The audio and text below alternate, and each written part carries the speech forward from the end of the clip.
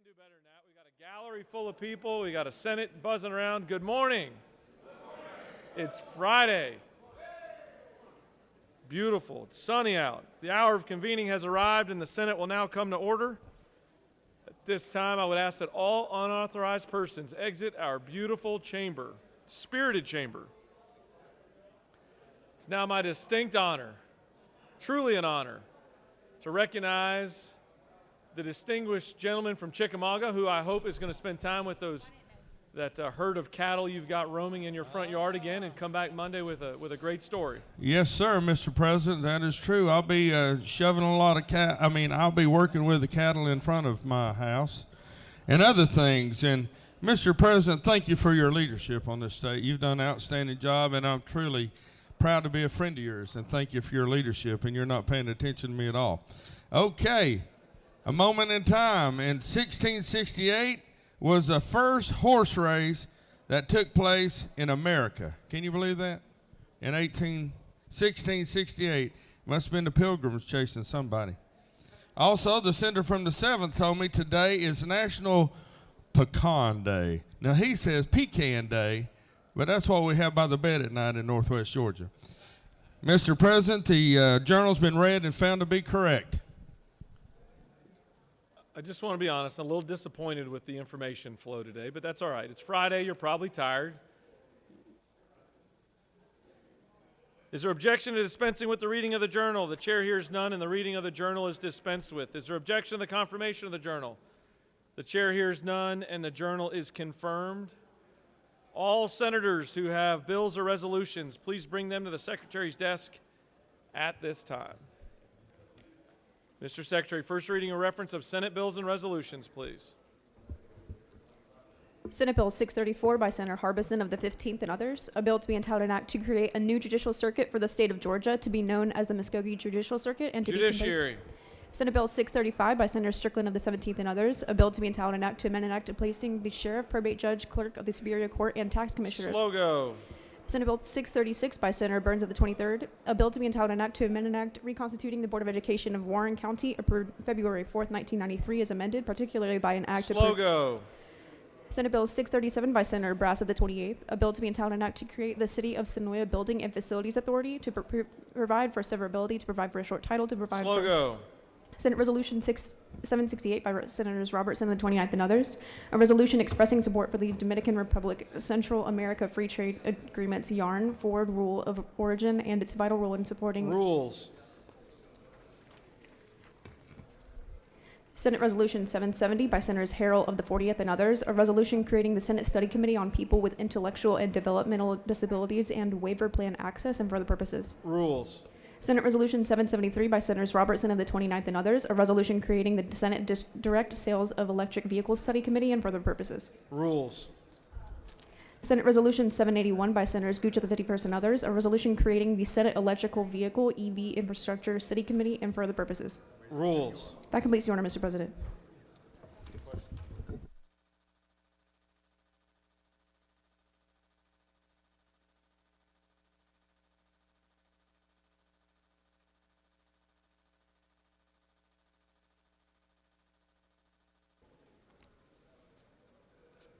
Bear with me here. We've got 10 pages of state and local government committee assignments from our friends over across the side of the building. So you're going to hear the word slow go for 10 pages.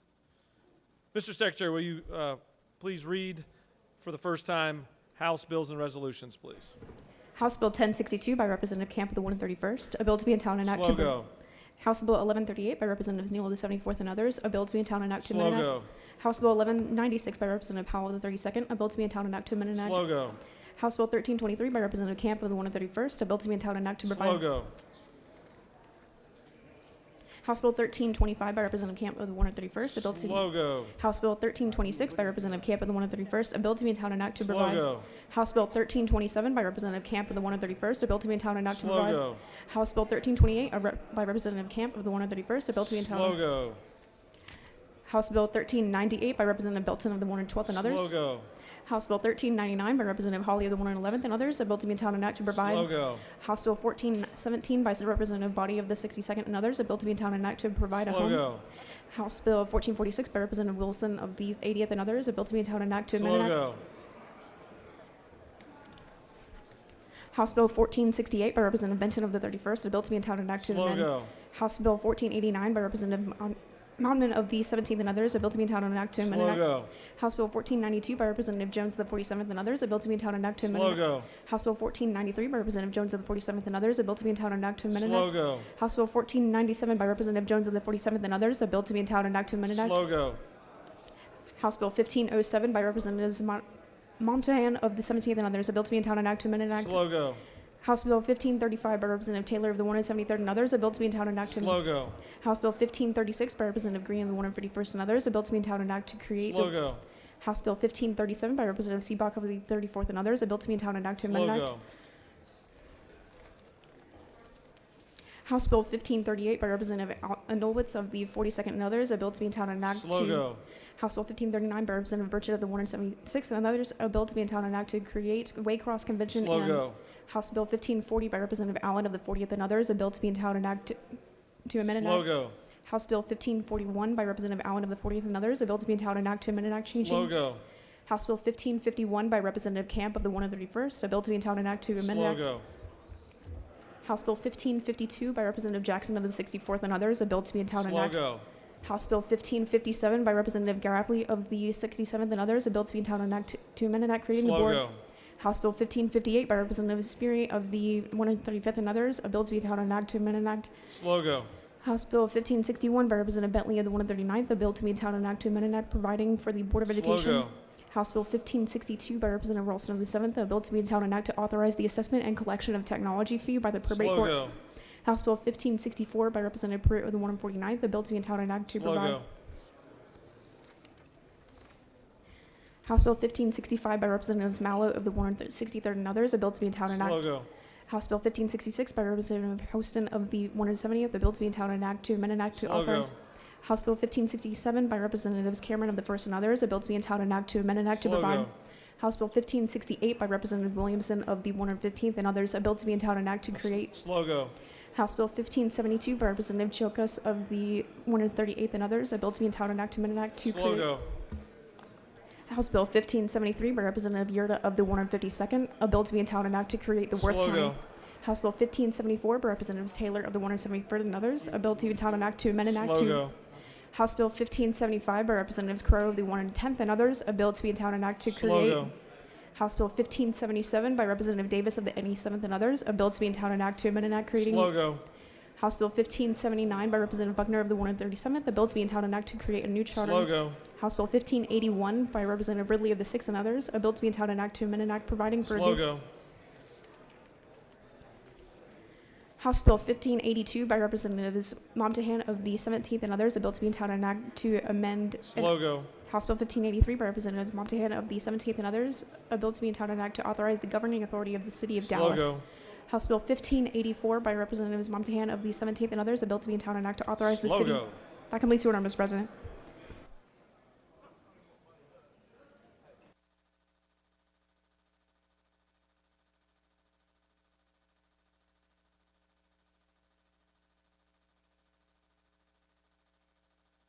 Mr. Secretary, will you please read reports of standing committees? Mr. President, the Senate Committee on Agriculture and Consumer Affairs has had under consideration the following legislation and has instructed me to report the same back to the Senate with the following recommendation that House Bill 1443 do pass and House Bill 1384 do pass by substitute. Respectfully submitted, Senator Walker of the 20th District, Chairman. Additionally, Mr. President, the Senate Committee on Assignments has had under consideration the following appointments made by the Governor submitted to the Senate on January 13, 2022 and on February 24, 2022 that require Senate confirmation and has instructed me to report the same back to the Senate with the following recommendation that the appointments be confirmed as submitted. Respectfully submitted, Honorable Jeff Duncan, Chairman.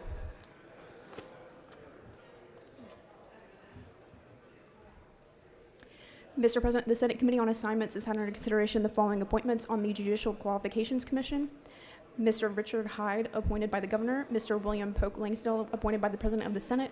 Mr. Lex Rainey, appointed by the Speaker of the House of Representatives. Honorable Victoria Darasol, appointed by the Supreme Court of Georgia.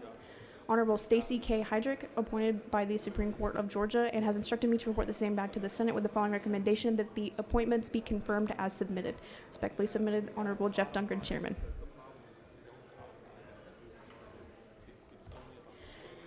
Mr. President, the Senate Committee on Economic Development has under consideration the following legislation and has instructed me to report the same back to the Senate with the following recommendation: that House Bill 1044 do pass and House Bill 1516 do pass. Respectfully submitted, Senator Thompson of the 14th District Chairman.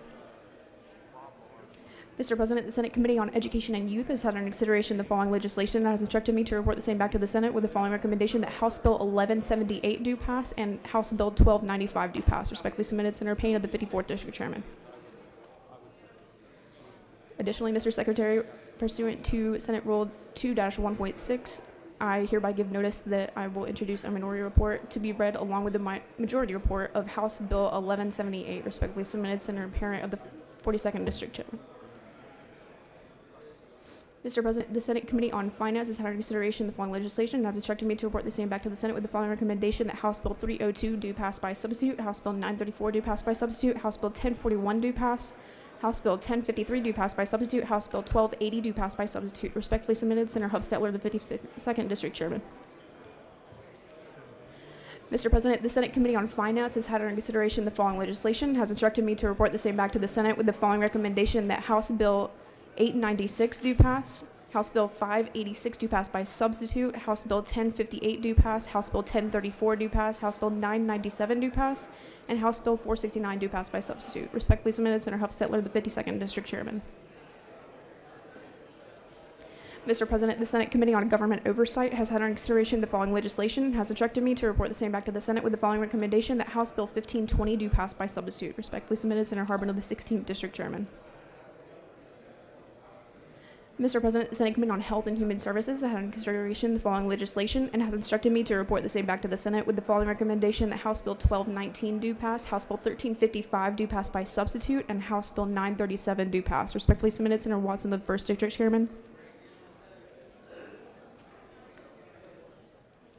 Mr. President, the Senate Committee on Judiciary has had under consideration the following legislation and has instructed me to report the same back to the Senate with the following recommendation: that House Bill 1 do pass, House Bill 478 do pass, House Bill 554 do pass by substitute, House Bill 752 do pass by substitute, House Bill 1216 do pass by substitute, House Bill 1234 do pass, House Bill 1275 do pass, House Bill 1348 do pass by substitute, House Bill 1358 do pass by substitute, House Bill 1405 do pass by substitute, and House Bill 1452 do pass. Respectfully submitted, Senator Strickland of the 17th District Chairman.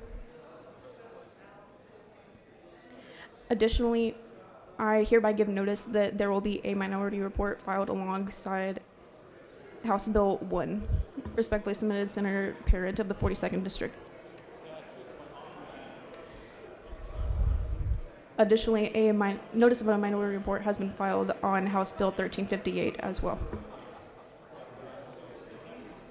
Mr. President, the Senate Committee on Regulated Industries and Utilities has had under consideration the following legislation and has instructed me to report the same back to the Senate with the following recommendation: that House Bill 476 do pass and House Bill 972 do pass by committee substitute.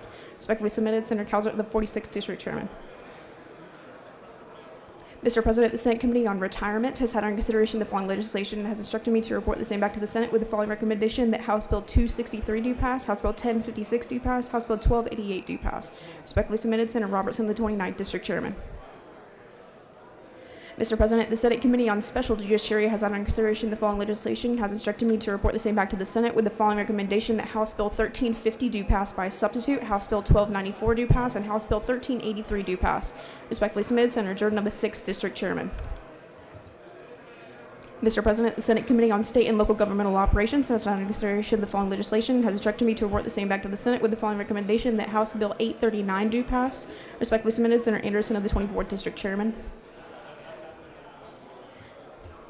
Mr. President, the Senate Committee on State and Local Governmental Operations had in consideration the following legislation, has instructed me to report the same back to the Senate with the following recommendation: that Senate Bill 633 do pass. Respectfully submitted, Senator Anderson of the 24th District Chairman. Mr. President, the Senate Committee on State and Local Governmental Operations has had in consideration the following legislation, has instructed me to report the same back to the Senate with the following recommendation: that House Bill 1382 do pass by substitute. Respectfully submitted, Senator Anderson of the 24th District Chairman. Mr. President, the Senate Committee on Transportation has had in consideration the following legislation and has instructed me to report the same back to the Senate with the following recommendation: that House Bill 1438 do pass by substitute and House Bill 1009 do pass by substitute. Respectfully submitted, Senator Ginn of the 47th District Chairman. Mr. President, the Senate Committee on Transportation has had in consideration the following legislation and has instructed me to report the same back to the Senate with the following recommendation: that House Bill 1055 do pass, House Bill 1194 do pass, and House Bill 1103 do pass. Respectfully submitted, Senator Ginn of the 47th District Chairman. Mr. President, the Senate Committee on Veterans, Military, and Homeland Security has had under consideration the following legislation, has instructed me to report the same back to the Senate with the following recommendation: that House Bill 884 do pass, House Bill 1343 do pass, and House Bill 1344 do pass. Respectfully submitted, Senator Kirkpatrick of the 32nd District Chairman. That completes the order, Mr. President.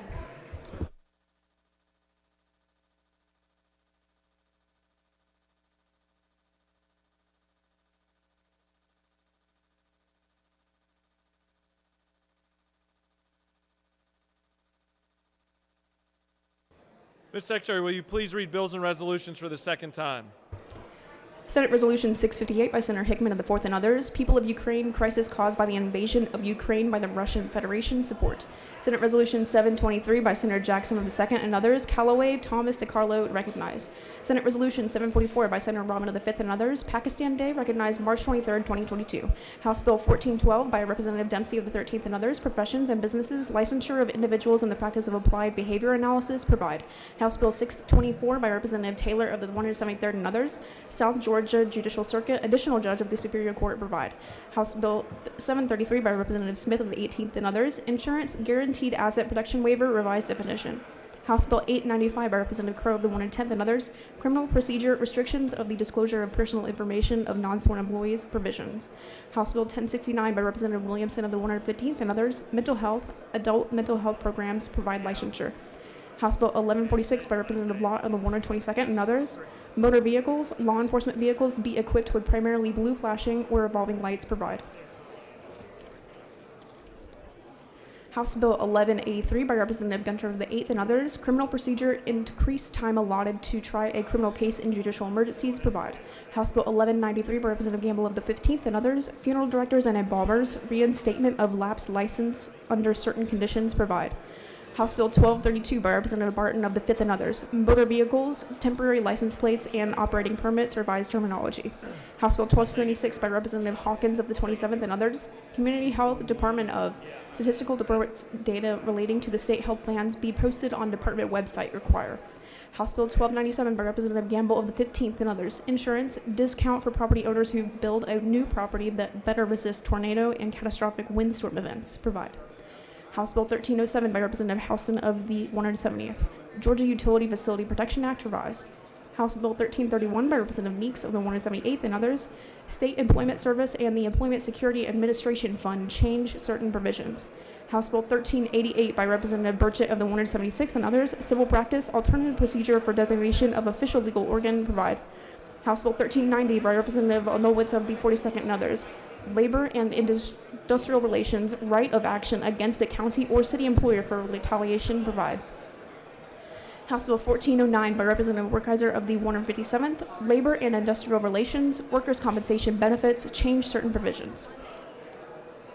House Bill 1425 by Representative Werkheiser of the 157th and others. Medical cannabis, governor to issue initial Class 1 and Class 2 production licenses for a limited time period, authorized.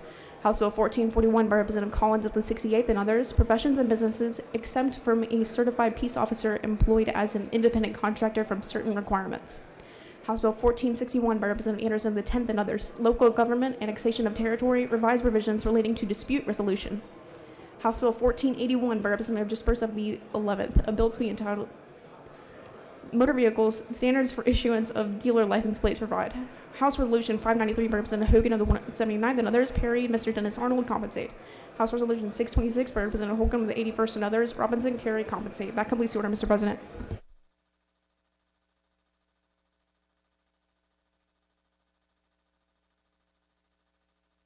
For what purpose does the Senator from the 43rd rise?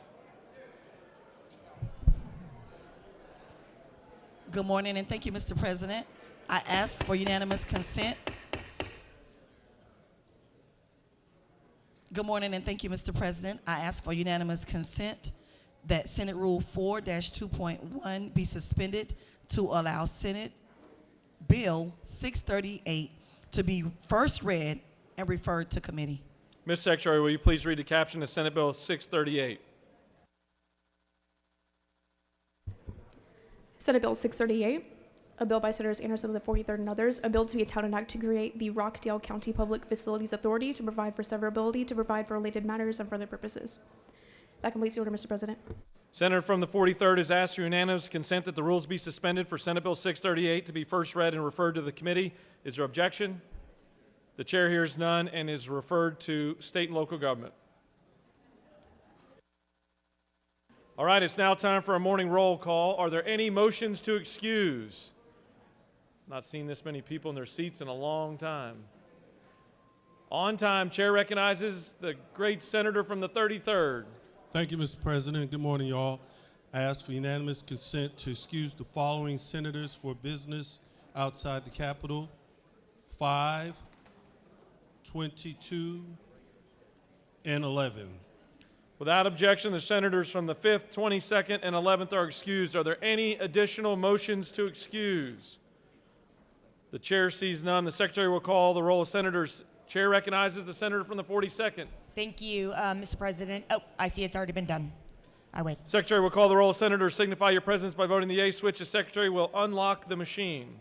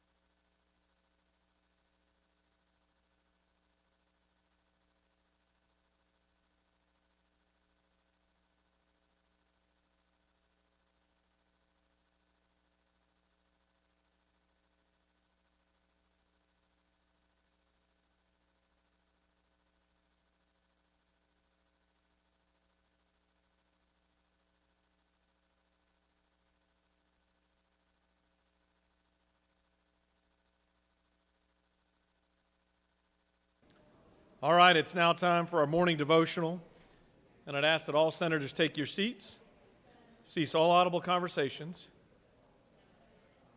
and ask our doorkeepers to secure the chamber at this time. Lock them in if they haven't gotten out yet. It's my honor to recognize the senator from the 16th to lead us in our Pledge of Allegiance and to introduce to us our chaplain of the day. Good morning. Our pledge to the American flag. I pledge allegiance to the flag of the United States of America and to the republic for which it stands, one nation, under God, indivisible, with liberty and justice for all. Our state flag. I pledge allegiance to the Georgia flag, to the principles which it stands, wisdom, justice, and moderation. Well, good morning. You are here, and we have a exciting treat this morning with our speaker this morning. I wanted to, before we do this, ask a question. Why do we have pastors come here and speak to us, and why do they pray for us? Where did that come from? And here's where it came from originally. We won our independence in 1776, but it took over 10 years before we came to the Constitution. There was a major disagreement among the members coming up with the purpose of the Constitution. They could not come to agreement. And there was one of the older gentlemen, who was Benjamin Franklin, who came to them in understanding that during the Revolutionary War, they prayed on a regular basis. They prayed because the British, the option to lose to them was not very good. And they prayed for God's intervention. But I want to read you what Benjamin Franklin had to say as he spoke to them. He says, "I have lived a long time, sir. And the longer I live, the more convincing proofs I see of this truth, that God governs in the affairs of men. And if a sparrow cannot fall to the ground without his notice, is it probable that an empire can rise without his aid? We have been assured, sir, in the sacred writings that except the Lord build a house, they labor in vain that build it. I firmly believe this, that I also believe that without his concurring aid, we shall succeed in this political building no better than the builders of Babel. We shall be divided by our little partial local interest. Our projects will be confounded, and we ourselves shall become a reproach and a byword to the future age. And what is worse, mankind may hereafter, from this unfortunate instance, despair by the establishment of government by human wisdom and leave it to the chance of war and conquest. I therefore beg and leave to move that henceforth prayer, imploring the assistance of heaven and its blessing on our deliberations, be held in this assembly every morning before we proceed to business, and that one or more of the clergy in this city be requested to officiate in that service. Interesting, one other statement that came from John Adams, and he said this: the highest glory of the American Revolution is this: it connects in one insatiable bond the principles of civil government with the principles of Christianity. That's a little history I find to be very interesting of why we do some of the things we do.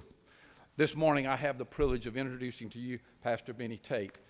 I will say of all the things of Rock Springs Church, of all the things I've done in my being a senator, the relationships I have built with the pastors in my district have been phenomenal, and he has been one of those that has been greatly influential in my life, and to see what he does in ministering to his areas and where he is in his community is absolutely unreal. Now, he is from Milner, Georgia, and when I say that, people don't know, and I know his words are, their zip code is EIEIO. But I will tell you this, he is a friend, he's an encourager, and he speaks the truth. And I've just asked that he would come this morning, just like Benjamin Franklin said, that he would come and speak to us and pray for us. Amen. Amen. Well, thank you so much. Good morning.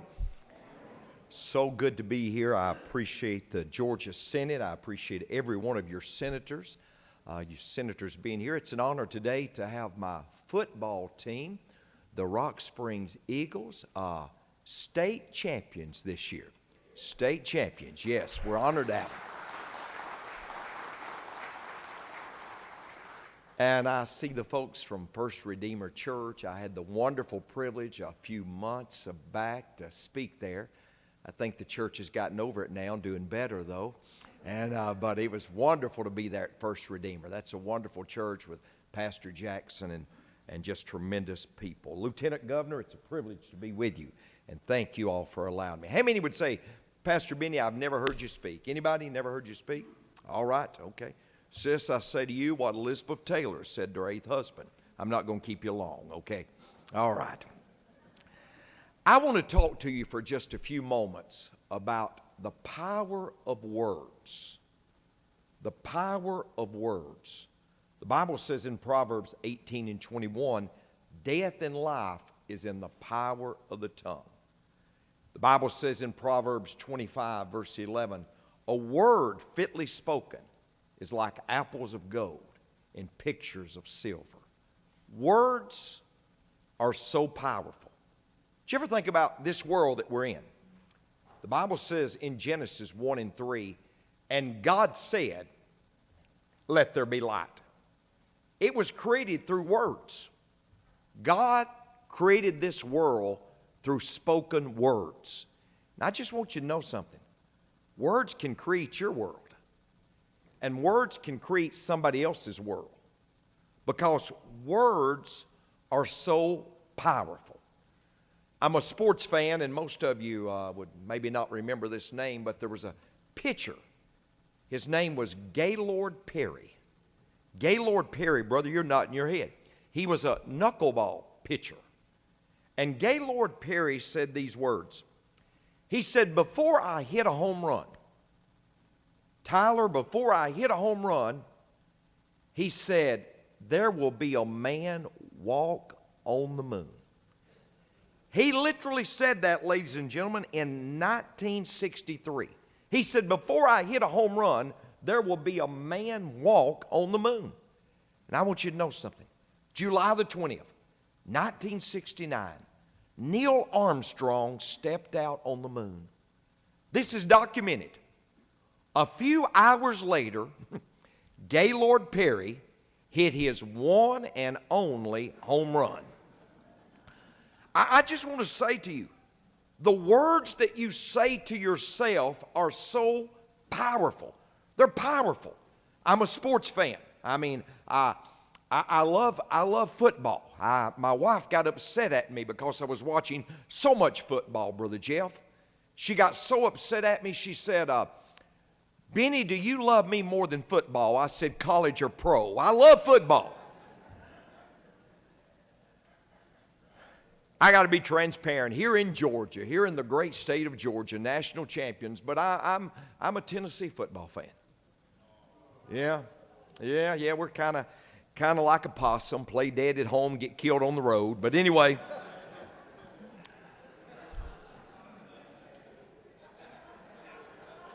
but listen, I have been married for 37 years. 37 years, Bert. You know my wife. I mean, literally, I outpunted my coverage. I mean, 37 years, Miss Barbara. And she's done something so special. When I pass away, I hope it's a long time. But when I pass away, the 6 current Tennessee football players will be the pallbearers at my funeral. Yeah. You say, Pastor Benny, why did you want it? I wanted them to let me down one last time. Amen? Just let me down one last time.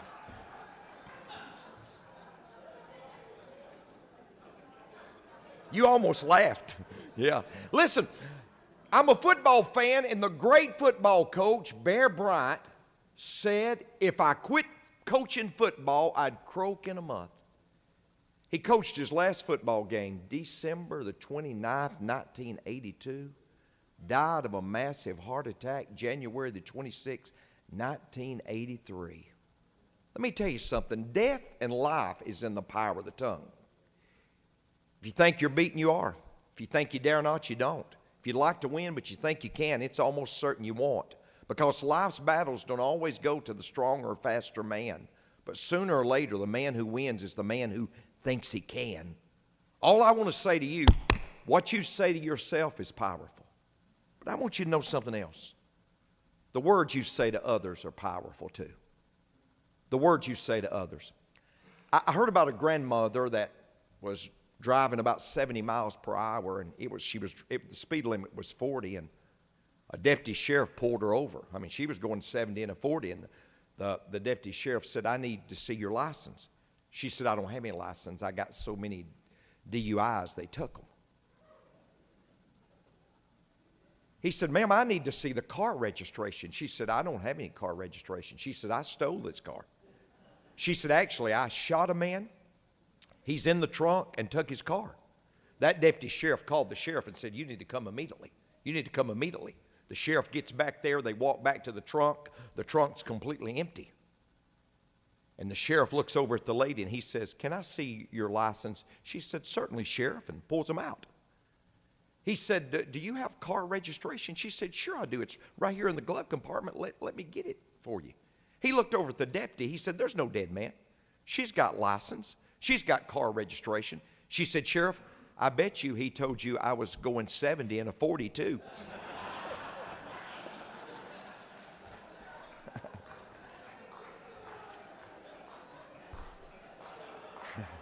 Here's what I want you to know. The words we say to ourselves are powerful, but the words we say to other people are so powerful because death and life's in the power of the tongue. Now look here. There was one record in the entire Word of God from heaven, the omnipotent, omniscient, omnipresent God speaking to His Son. He spoke to Him on 2 occasions. He spoke to His Son at the Transfiguration, and He spoke to His Son at His baptism. This is what God said. God the Father said to God the Son, this is my beloved Son, in whom I'm well pleased. He spoke it where it could be heard. He wanted Jesus to understand 3 things. He wanted to understand you belong. This is my beloved Son. This is my beloved Son. People want to know that they belong. They want to be acknowledged. I was raised by a stepfather who, every time he introduced me, he said, this is my stepson.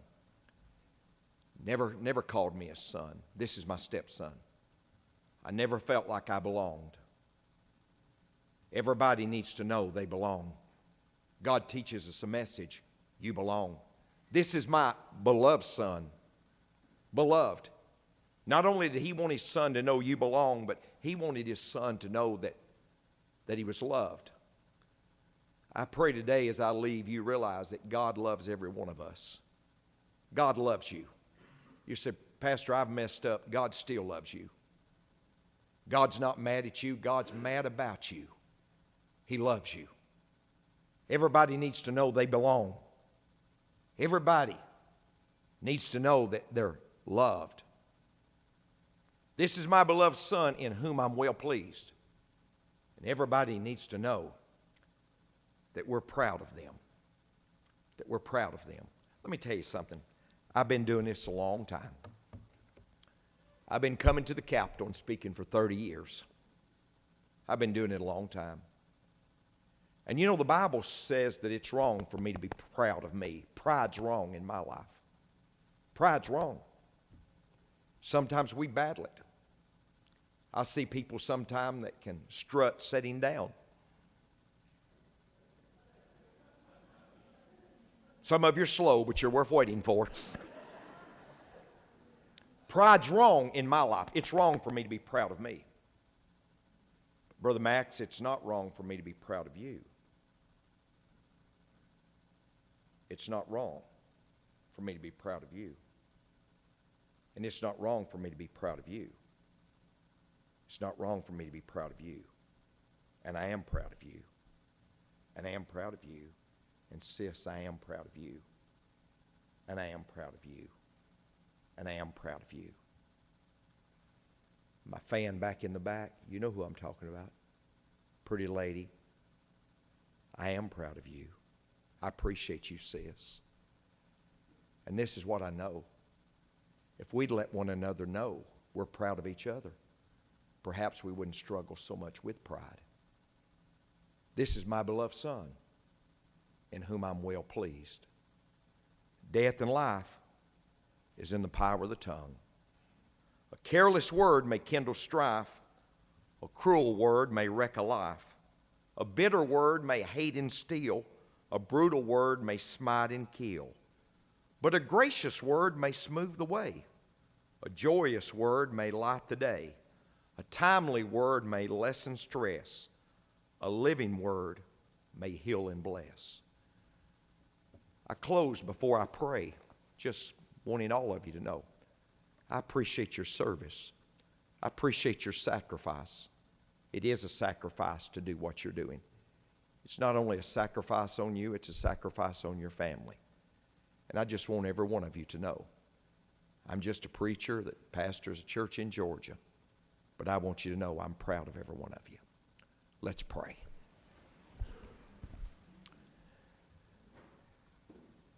God, as I bow my head and my heart in your presence, I thank you for being able to be with Lieutenant Governor Duncan today and this wonderful body. I thank you, Lord, for every man and woman that are serving God in this house, in this Georgia Capitol. I pray today your blessings upon them, not only your blessings upon them, but your blessings upon their families. Abraham Lincoln said, I've been driven to my knees by an overwhelming conviction that I had nowhere else to go. My wisdom and all about me seemed insufficient. God, I pray for your wisdom upon this body of people.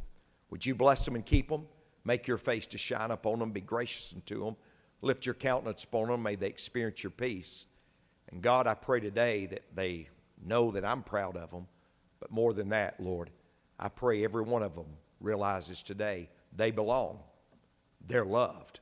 And you're proud of them. And I pray this prayer in Jesus' name. Amen.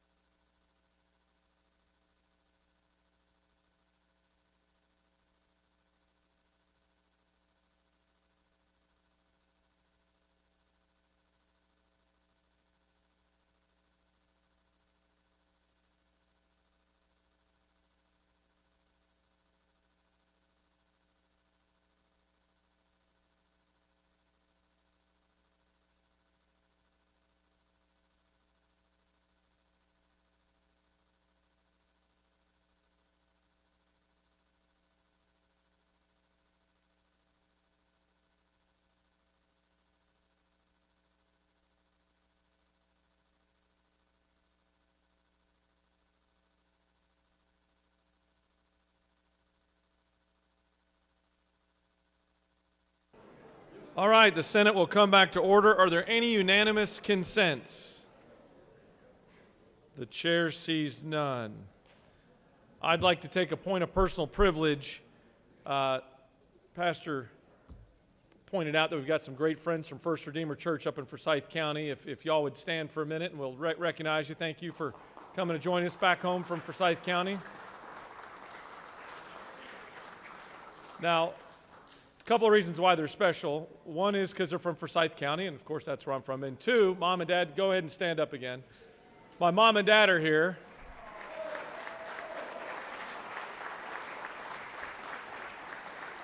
And certainly glad to have them here. And this is how a good barometer is to how well you like your parents or how well your parents like you. I live less than a mile away from my parents. So I guess that means that we're going along. And some of y'all will remember my dad. He was my intern over in the house for me. I think he still holds the record of being the oldest intern in the building. I say that with respect. But thank you for joining us today, and thanks for all that you've done over the years. With that, does any senator wish to rise for a point of personal privilege? Chair recognizes the senator from the 32nd with an interesting contraption. I think I know where this is going.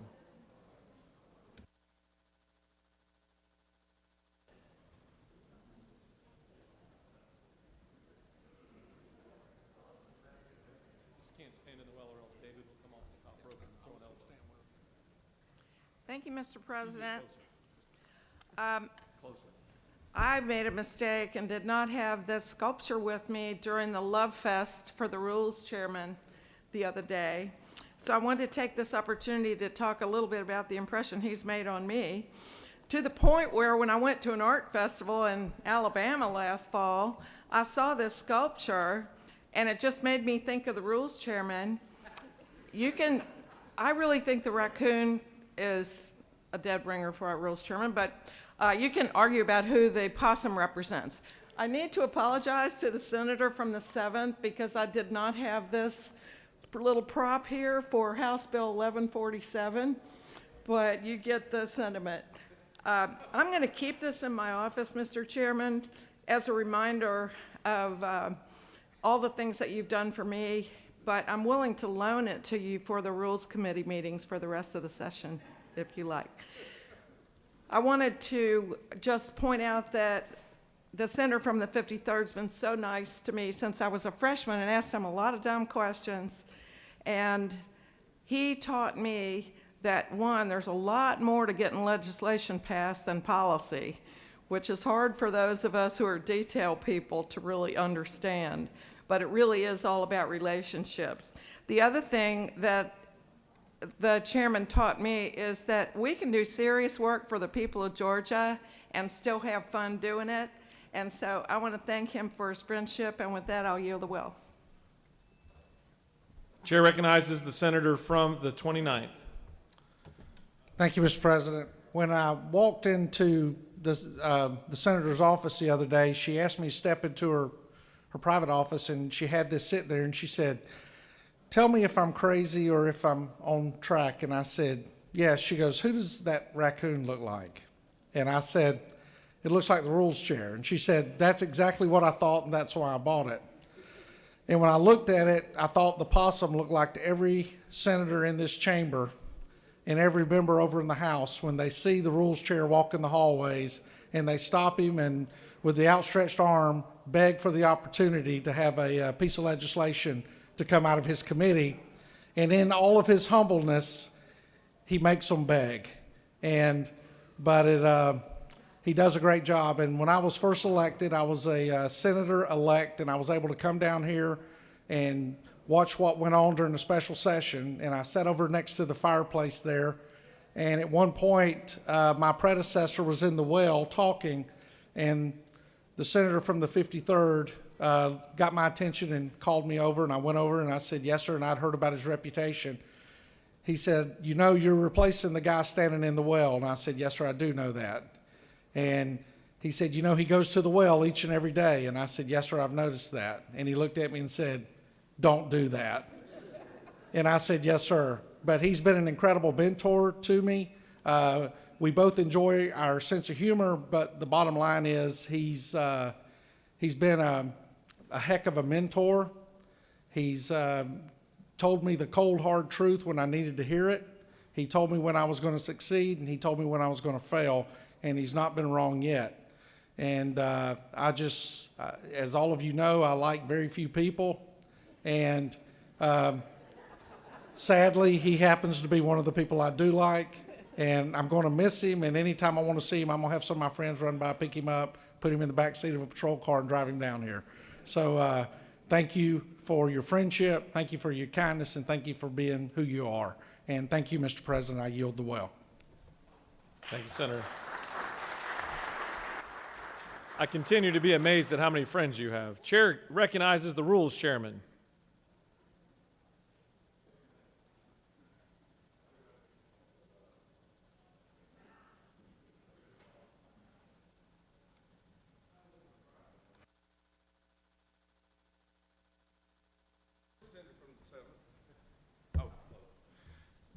Thank you so much, colleagues. I am truly touched, and I feel the same way. I'm going to miss each and every one of you, and I'll save that for another day.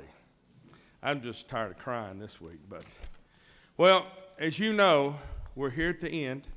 There are many bills are still awaiting our decision out of committee or out of Rules Committee.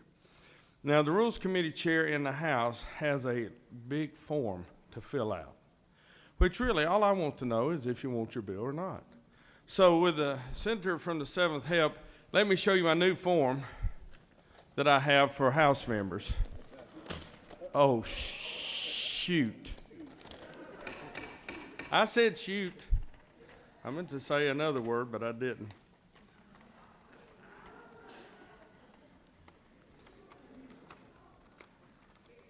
Keep going. So I've devised a little form for our House brethren and sister, and that's good right there. Just drop, there you go. For them to fill out for me. And so if you see your House members, tell them we have a little form for them to fill out to make sure their bill meets approval. Like one of my questions is, what's your favorite color, and how does that affect your bill? Very important in philosophy. And you know, if you ever heard philosophy from many great writers, you would know what I'm saying. Not from Chickamauga. They're not from Chickamauga. We have our own talent up there for other things, and I won't mention that, Mr. President. Or like, what's your zodiac sign, and how does that affect your bill? Those are key questions that the Rules Chair in the House has not asked, but I think I am asking. So please tell your House friends that they have a little form to fill out that is important to the process of moving their bill forward. So, Mr. President, without any further ado, I yield myself from the well. Thank you so much. Chair recognizes the senator from the 12th for a point of personal privilege.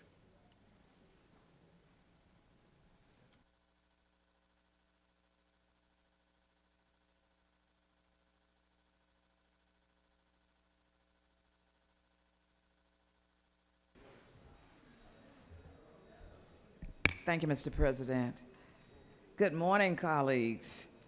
On yesterday in the city of Albany, there was a grand open house for Feeding the Valley of Albany, Georgia. Our state CEO, Dana Kraft, which many of you know and have worked with in this capital, of Feeding Georgia, the CEO of our state affiliation, assisted in this grand opening. Feeding the Valley CEO, Frank Shepard, who's based in Columbus, Georgia, has done an amazing resurrection of our food bank in Southwest Georgia, and we are truly grateful to Frank Shepard and Dana Kraft. Also joining the celebration was the International Food Bank CEO, Claire Babineau-Fontenot. Claire was selected as one of Time Magazine's 100 most influential people in 2020.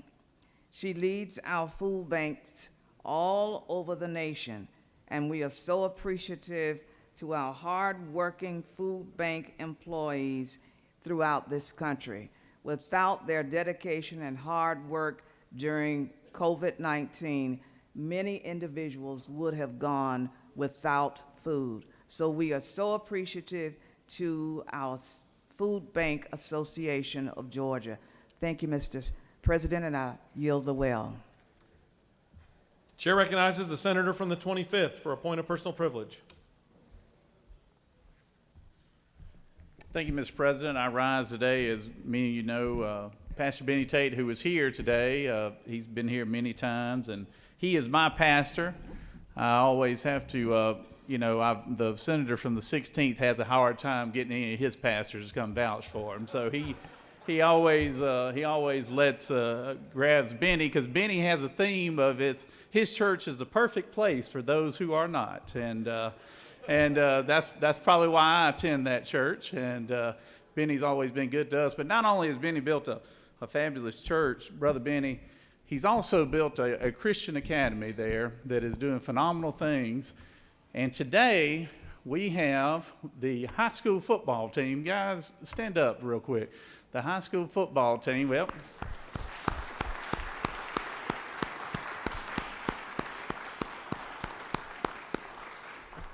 they just started their program less than about 5 or 6 years ago, I believe. And this past year, they won the state title in their respected division here. And I'm telling you, they are doing remarkable things at Rock Springs Church and the Christian Academy there. They are building a complex that is second to none right now, sprawling a 50-acre of land there, and they're going to have state-of-the-art baseball fields, track and field, football facilities, weight room facilities. It is remarkable what is going on, but these gentlemen right here are setting the foundation, a winning foundation for many years to come. And I just want to say I'm so proud of y'all, and on behalf of the senators from the 16th and myself, we have done a resolution in honor of you young men and the coaches and parents and everything, doing a wonderful job. Continue the good work, and thank you everything you're doing there in the big town of Milner, Georgia. All right. Thank y'all very much, Mr. President. Chair recognizes the Dean of the Senate for a point of personal privilege. Thank you, Mr. President. I appreciate the time. I was asked to bring this to your attention by way of a good friend of mine, Trip Martin, a strong supporter of our veterans in Georgia. Today, March 25th, is National Medal of Honor Day. Later this morning in Arlington, Texas, on a patch of ground between the Cowboy Stadium and the Texas Rangers Stadium, a group of individuals will gather for the groundbreaking to begin the construction of the National Medal of Honor Museum. It was my honor last week to be involved in sending a small amount of dirt from the state of Georgia to be part of this ceremony. The dirt we sent was taken from the base of the Vietnam War Memorial across the street from our state capitol. Please join me in honoring the men and women of our armed services who over the years have been awarded our National Medal of Honor. Thank you, Mr. President. I yield the well. Thank you, Senator. Chair recognizes the senator from the 28th with a point of personal privilege.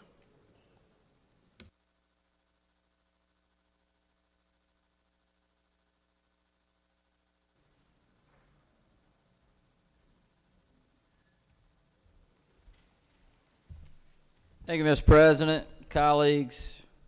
Let me start by saying I'm proud of each and every one of you. And in Venus, I hope you're proud of me. But tonight at about 11:40 will mark 1 year from when we woke up, when sirens went off in Noonan, Georgia, and throughout Coweta County. And we woke up that next morning to learn that 1,744 homes were damaged from an EF4 tornado, 70 of which were completely destroyed. There were over $75 million in auto and home insurance claims from that storm. We did have the loss of one life. So tomorrow in Noonan, Georgia, and throughout Coweta County, we'll be commemorating the 1 year that we began to rebuild our town our county, and our community. And we had help from all over this country. We had help from all over this state. But at some point, that help left, and we knew it would be left up to us as individuals and as a community to continue to rebuild our town and our homes. And we have done that, and I'm so proud of my home. I'm so proud of my county. I'm so proud of my community for all coming together to continue to do that. And in the coming months, we're going to see the rebuild of our high school, of my high school, Noonan High School, that was damaged from the storm, where we're actually going to have to tear down the main building that has been there for a long, long, long time. We'll start to see that rebuild process take place. There are still blue tarps on houses throughout downtown Noonan. And again, 1 year, and we're still having to rebuild that town. But we will continue to thrive. We will continue to rebuild. And again, I just want to say thank y'all for all of your support throughout that process. Thank you to the support from the state, from our federal government. What little they did send some help. But I do thank you for that. And really thank you for all the volunteers that came from all over the state and all over the country to just help rebuild. And so, Mr. President, I would like to do just a moment of silence, a brief moment of silence, and just continue to keep in your hearts and your minds those people that are still without a home. So with that, moment of silence. Senators asked us to all rise for a moment of silence. Thank you, Mr. President. I yield the well. Chair recognizes the senator from the 42nd for a point of personal privilege.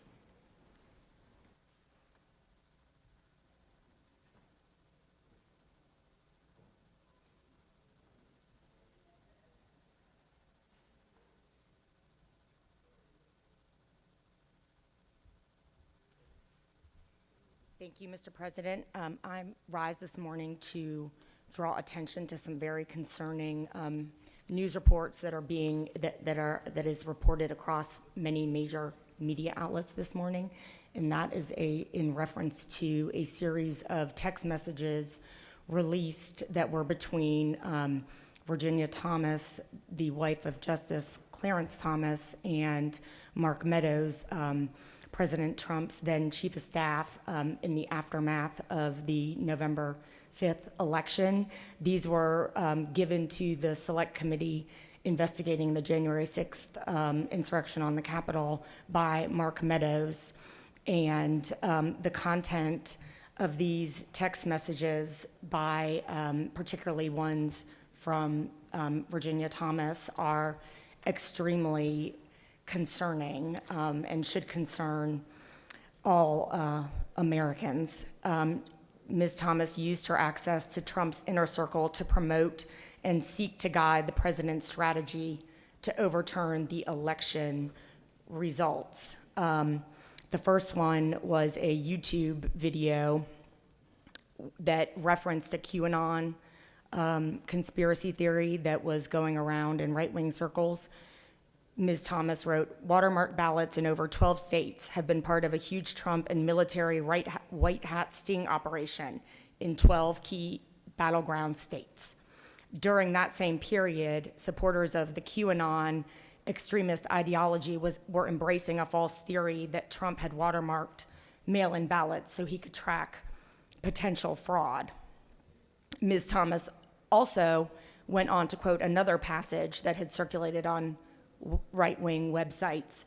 "Biden, crime family, and ballot fraud co-conspirators, elected officials, bureaucrats, social media censorship mongers, fake stream media reporters, etc., are being arrested and detained for ballot fraud right now, and over the coming days will be living in barges off Gitmo to face military tribunals for sedition."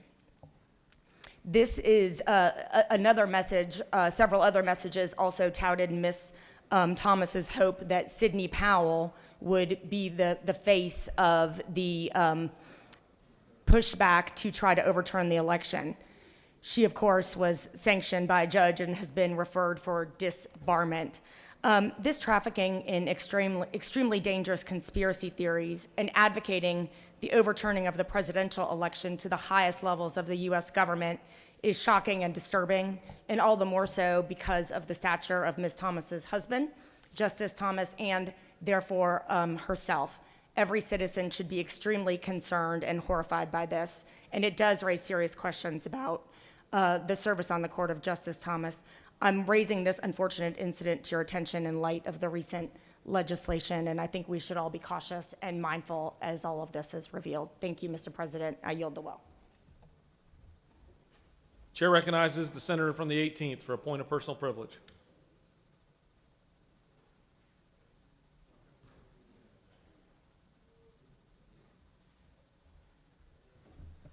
Thank you, Mr. President. Good morning, colleagues. Just want to send a shout out. So 24 years ago, the good Lord blessed Susan and I with our son, Will. Many of y'all have met Will and spent time with him, my good friends here. William Patterson Kennedy came into this world 24 years ago today, and our lives have never been the same in such an incredible way. He's a great young man. He's a student at Mercer University. He's an Eagle Scout. He loves his mom. He puts up with his dad. And I hope all of y'all, if you're not already, I hope you get blessed with a young man or woman that's as dear to y'all as I am, and he as Will is to me and my wife Susan. So maybe I'll call him tonight. I'm going to see him tonight for his birthday, and I'll tell him to pull up the video his dad thought about him while we were here today. So thanks for letting me share that with y'all. Thanks, Mr. President. I yield the well. Chair recognizes the minority leader for a point of personal privilege.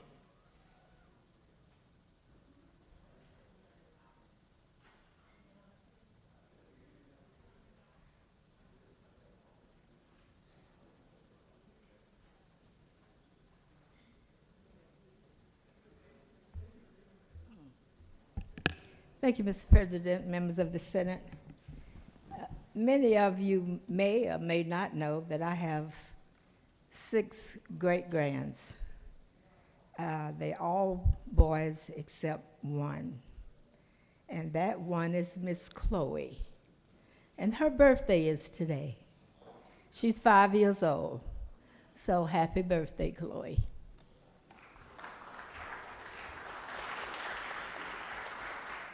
Chair recognizes the senator from the 34th for a point of personal privilege.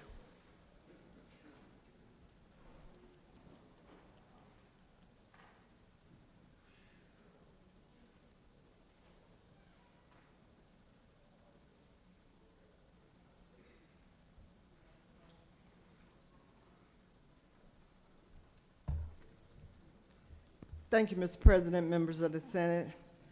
I rise to remind you all that a couple days ago, we had a couple of visitors to this chamber who were in their gowns and were wearing crowns. And I thought they were awesome. I do believe one was Miss Georgia. And I reflected back because I wanted you all to know, even though we were not in session on yesterday, like those before me, this little queen, who happens to be my only granddaughter, I got them 3 boys, but that one girl is my queen. And boy, when we put that crown on her head, you cannot reverse it. They are your queen, because she belongs to me and my, thank you, me and my husband. I tell you, the girl coming, you know how those grandpas are? We could just eat her whole, because she belongs to me. And I'm proud of my daughter, who wore a crown before her, and therefore she belongs to us. On yesterday, she turned 15. You all may have seen her around here 4 years because they grew up literally around this chamber. but that one and only grand girl is still an excellent student, staying focused, and doing all the things that we expect for a queen to do. Happy birthday, Janae.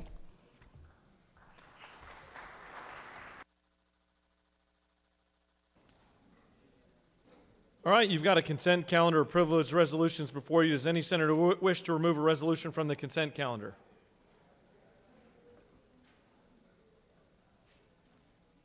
Chair hears none. Is there objection or adoption of the resolutions on the consent calendar? The chair hears none. The resolutions on the consent calendar are adopted.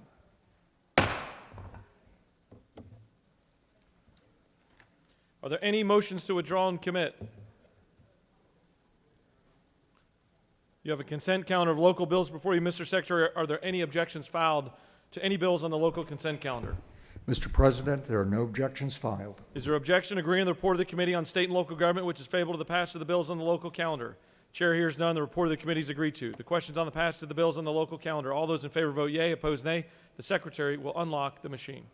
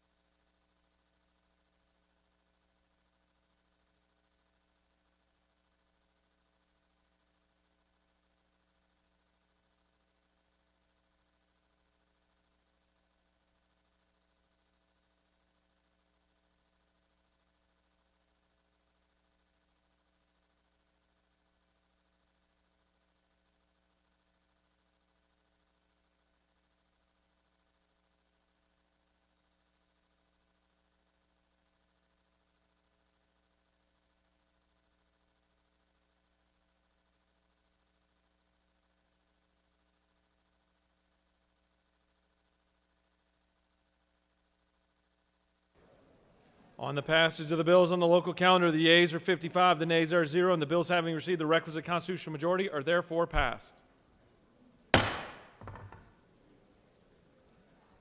Chair recognizes the majority leader for a motion. Mr. President, I ask for unanimous consent that the bills that were passed on the local consent calendar be immediately transmitted to the House. The majority leader has asked for unanimous consent that the bills that were just passed on the local calendar be immediately transmitted to the House. Is there objection?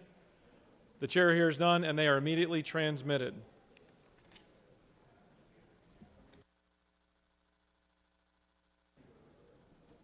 All right, if I could have everyone's attention. Today, a report from the Committee on Assignments was read recommending that appointments made by the governor be confirmed as submitted.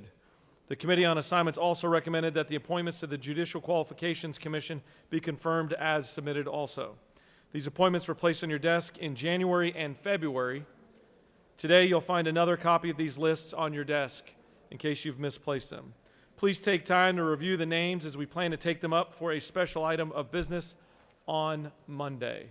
So just wanted to serve notice to all the senators. Chair recognizes the majority leader for a motion. Mr. President, I move that House Bill 1064 be engrossed. Ms. Secretary, can you please read the caption?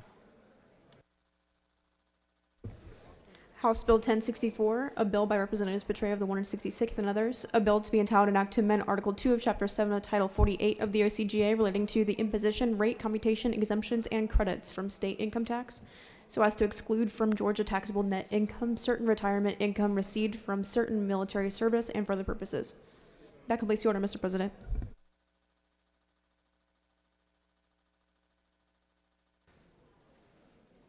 The majority leader has moved that House Bill 1064 be engrossed. Is there objection? There is objection. Would the majority leader like to speak to his motion? He waves. Would the minority whip? He waves. All those in favor of House Bill 1064 being engrossed, vote yea. Opposed, nay. The Secretary will unlock the machine.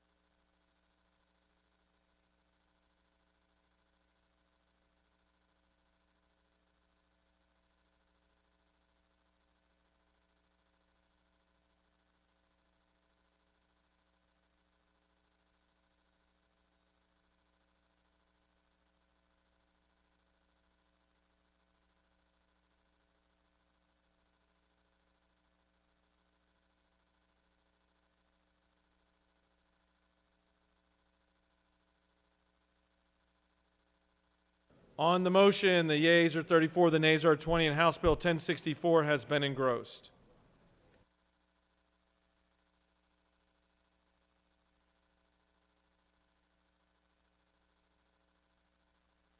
We're now going to move on to the rules calendar. Mr. Secretary, can you please read the caption of House Bill 1064?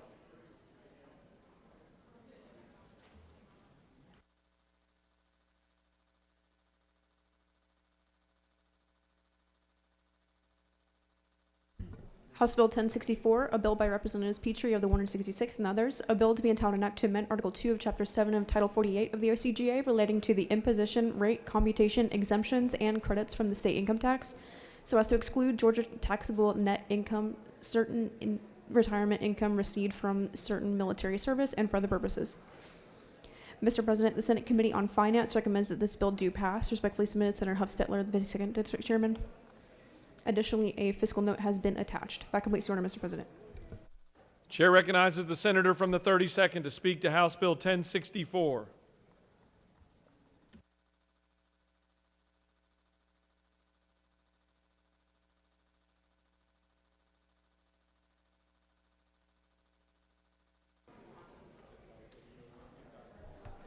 Thank you, Mr. President. Before I present House Bill 1064, I'd like to ask all the people in our Senate chamber who have served in the military to please stand.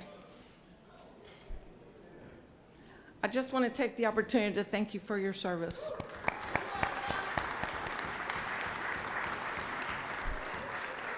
And then I was going to ask all the military retirees in the chamber to remain standing.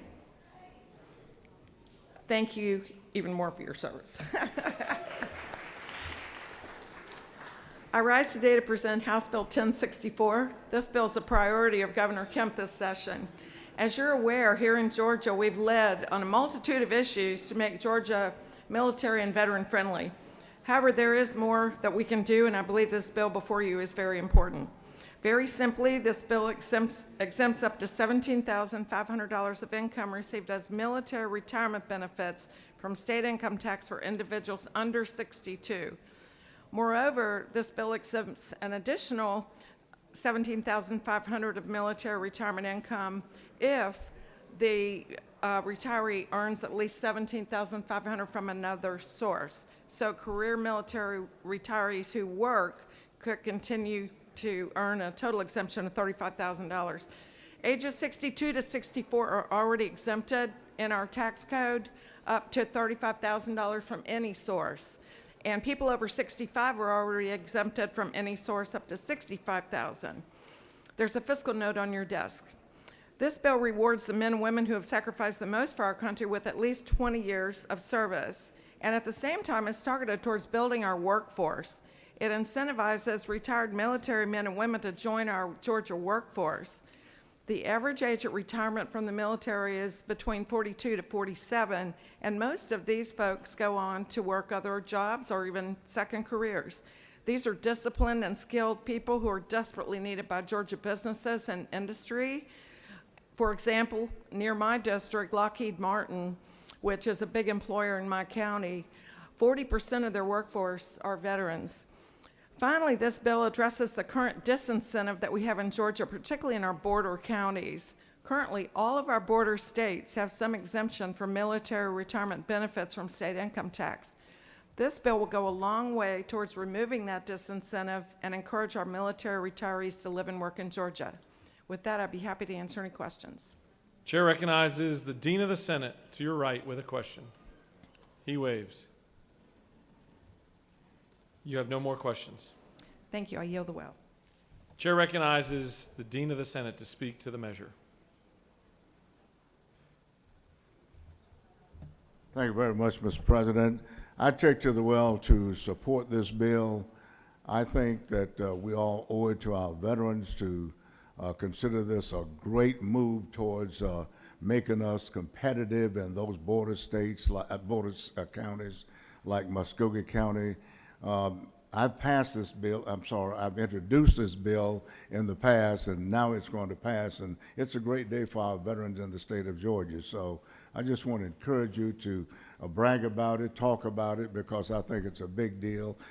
Veterans who live in Muskogee County, a lot of them will move out of Muskogee County, or at least even when they come to the state of Georgia at Fort Benning, they will move to Alabama just outside the gate because of one reason, because the pay they receive as retirees is taxed. So this is a great opportunity to sort of put a stopgap in that and make us very competitive in those border states.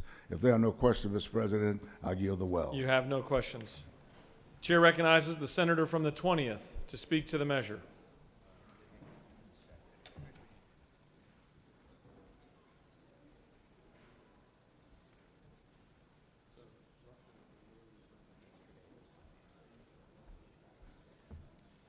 Thank you, Mr. President. I, too, rise in support of this bill. We pride ourselves on being the #1 place to do business, and this body, along with the House, has worked hard over the last few years to make Georgia also the #1 military-friendly state in the nation. We've passed over 50 bills in support of our military and veterans. This one will go a very long way. I'm privileged to serve on the Georgia Joint Defense Commission, and we look at military issues that affect all of our fine installations, and this is always the #1 priority for the Department of Defense and our 21st century partnership in my area, and I'm proud to support it. Appreciate the Senator from the 32nd bringing it to us. Thank you. I yield the well. Chair recognizes the senator from the 14th to speak to the measure.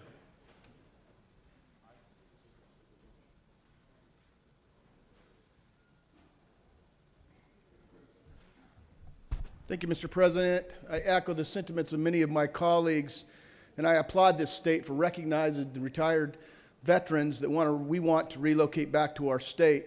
As we continue to work through the challenge of a depleted workforce, we want to engage these individuals back into our economy and not have them take those talents to another state. So again, I applaud the senator from the 32nd and everyone that's worked on this issue. For what purpose does the senator from the 43rd rise? She wishes to speak to the measure. Chair recognizes the senator from the 43rd.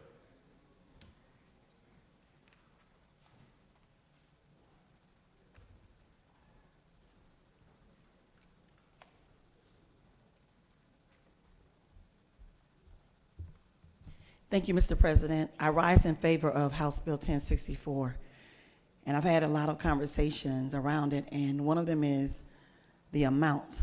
Like, oh my gosh, that's a lot. But I have to tell you that veterans give up a lot. People in the military give up a lot. PTSD is a lot. Your knees are a lot. Your back, that's a lot.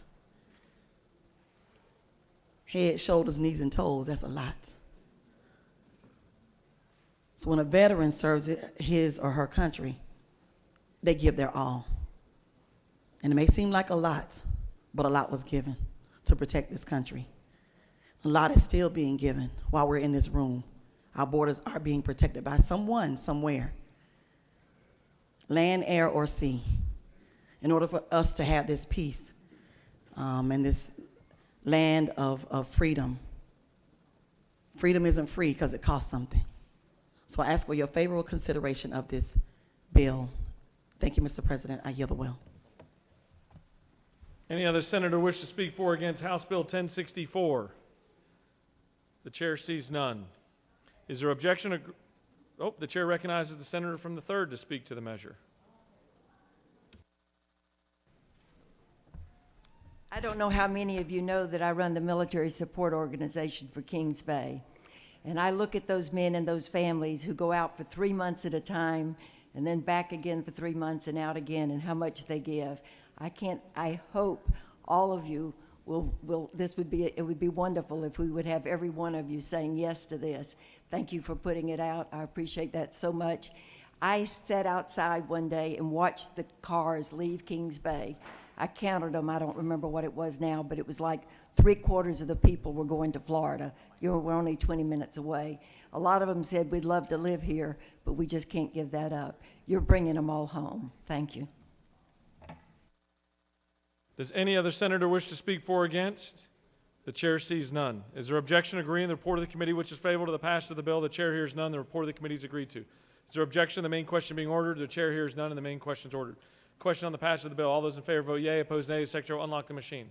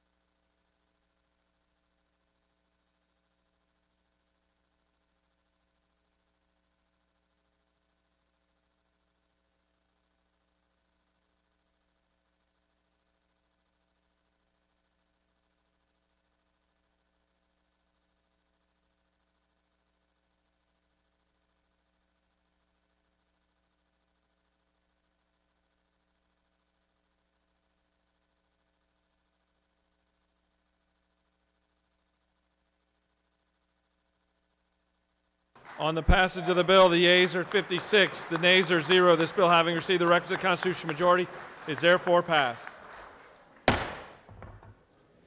Mr. Secretary, can you please read the caption of Senate Resolution 542?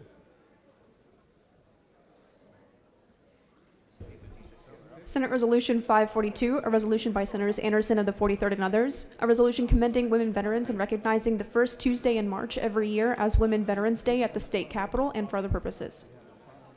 Mr. President, the Senate Committee on Rules recommends that this resolution do pass. Respectfully submitted, Senator Mullis of the 53rd District Chairman. That completes the order, Mr. President.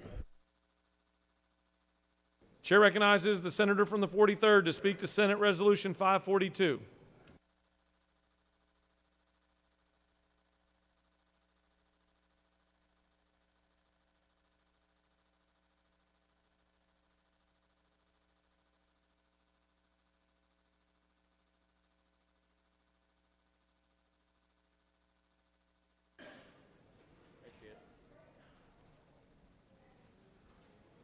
I'll buy you some time. The chair recognizes the senator from the 43rd to present Senate Resolution 542.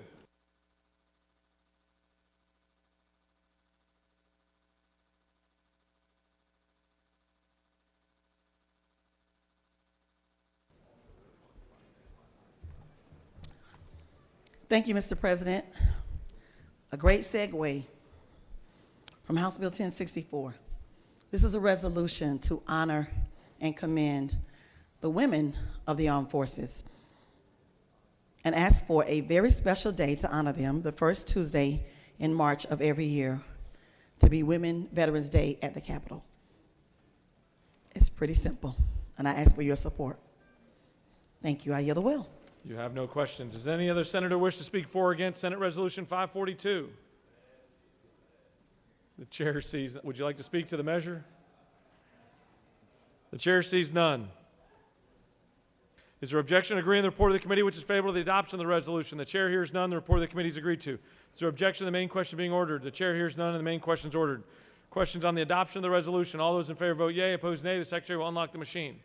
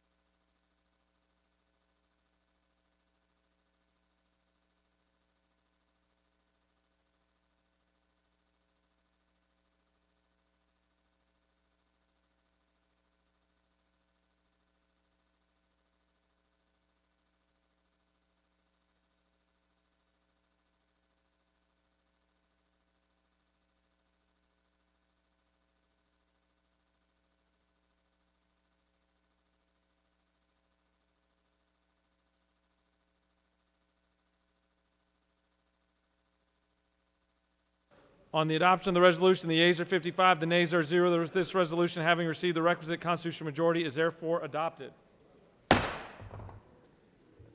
Ms. Secretary, can you please read the caption of House Bill 911?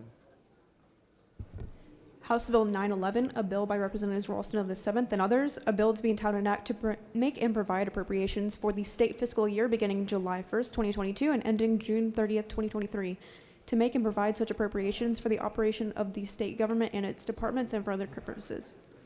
Mr. President, the Senate Committee on Appropriations recommend that this bill do pass by substitute. Respectfully submitted, Senator Tillery of the 19th District Chairman.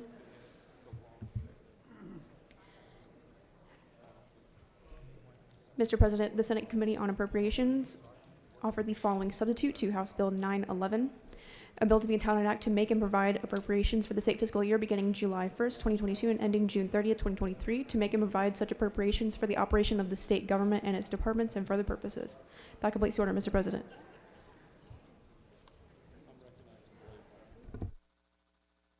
Chair recognizes the Appropriations Chairman to present House Bill 911.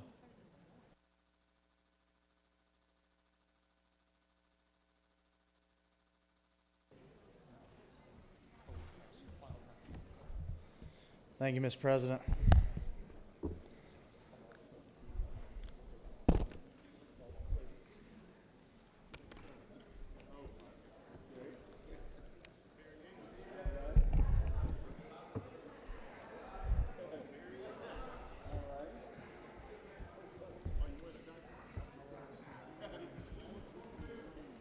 The chair wants to remind the Senator Noel, you've only got 30 minutes.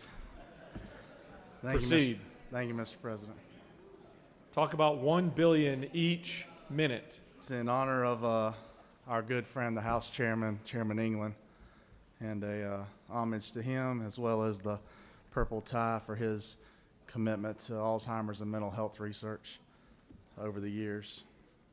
Members of the Senate, I bring to you House Bill 911, our only constitutional requirement of this session, and the FY23 fiscal budget. My speech will sound a lot like it did in committee. The big matters have already been thoroughly discussed and reported by our friends in the back and those outside this building. The FY23 budget includes a lot of the priorities that the governor has mentioned for years, including a $5,000 pay raise for all state employees and $2,000 to fulfill a promise of raising teacher pay by $5,000 in his first term. The FY23 budget also includes fully funding the teaching formula of QBE, as well as funding the USG teaching formula with an increase of $229 million. This FY23 budget on line 289.8 enables the USG institutions to repeal their special institution fee, which helps families whom we represent directly in their pocketbooks. The budget also includes adding $160 million to the USG's budget in the Department of Regents for enrollment growth and capital and maintenance repairs.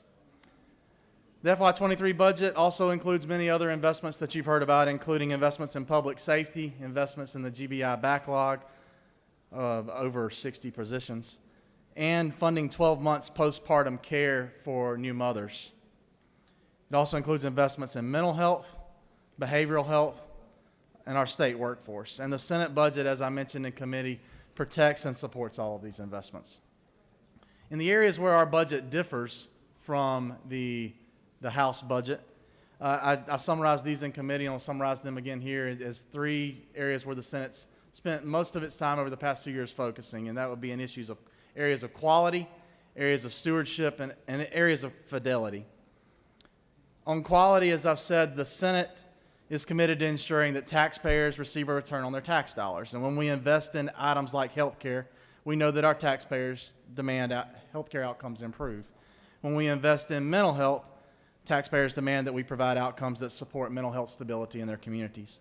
And when we invest in schools, taxpayers demand that we promote tangible, quantifiable outcomes that schools can be measured against, but not only measured against, but rewarded when they surpass.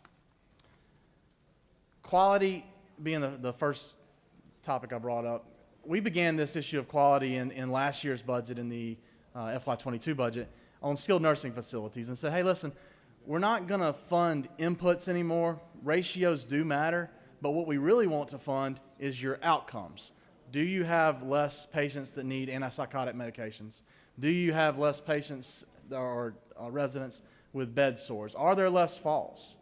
And we want to incentivize those outcomes. We began that in FY22, and we continued that in the amended budget to the tune of about $108 million. The FY23 budget doubles down on the Senate's incentives of quality, adding $18 million in line 60.26 to community service boards, again, looking at impacting mental health outcomes in communities. It also adds value-based purchasing at lines 91.18 to low-income Medicaid at a tune of $46.2 million state dollars and $2.4 million at line 92.6 for value-based purchasing and peach care. We talked about skilled nursing facilities, incentivizing quality there. We talked about incentivizing healthcare outcomes in the Medicaid program through value-based purchasing. We talked about incentivizing mental health outcomes through quality payments to community service boards. But we think that that topic and that value can also be carried over in our education system. We've heard before, and I said at committee, that our third grade reading levels can help us predict and project the number of prisons we will need to build in the next 2 decades. And I said at committee that that's a very sobering statistic, and it is. It's real. That's why the Senate's budget includes $28 million in the Governor's Office of Student Achievement at line 175.7 for a Beat the Odds reading campaign to reward school systems when they exceed on third grade reading levels or show improvement on those levels. In stewardship, this budget, the FY23 proposal, invests in the priorities of the state. Safety being one of our highest priorities. There are various positions added to the GBI. I think it's 66 positions in the Senate's budget. And it also supports a career ladder of enhancements at the Department of Public Safety to promote retention. Stewardship on justice, you'll see in lines 212.101, we've moved the forensic examiners' increases to their own special project to $2.7 million to fund 3 examiners, 1 administrative assistant, 11 death investigator specialists, and 1 death investigator specialist supervisor, and required that they all be located centrally to the state at the state's facility for medical examinations in Macon. And thanks to the senators from the 18th, the 26th, and the 20th for their help on those projects. I also want to acknowledge that the House had a bond to improve that facility, and the Senate's budget protects that as well. We've also looked at stewardship in our juvenile court and Department of Human Services. As you know, we have a backlog right now of dependency cases. Let me talk about why those matter. A child cannot be adopted out until parental rights have been adjudicated. We have 2,800 foster care children right now between the ages of 14 and 18. And when they hit 18, they age out of our system. We are strongly pushing for those children to find permanent families before they age out of our system. We can't, though, allow them to be adopted out until the parental rights are adjudicated. We know we have a backlog in that area. We have heard from, sometimes I'm sure this is the case in many agencies, that maybe in your home business, as you hear that the attorneys say it's the judges say it's the attorneys. We're not getting into that battle. But in this budget, we have included increases for both and married those together and said that those increases should be paid for both juvenile court judges and SAGs in DHS when the dependency backlog in that community, in that county, is less than 180 days old. How we get to that is it's certified. I've heard some comments that maybe that they think that could possibly be unconstitutional because you have a executive agency signing off on a judicial agency or something like that. I would say no. We're not telling the court how they have to rule.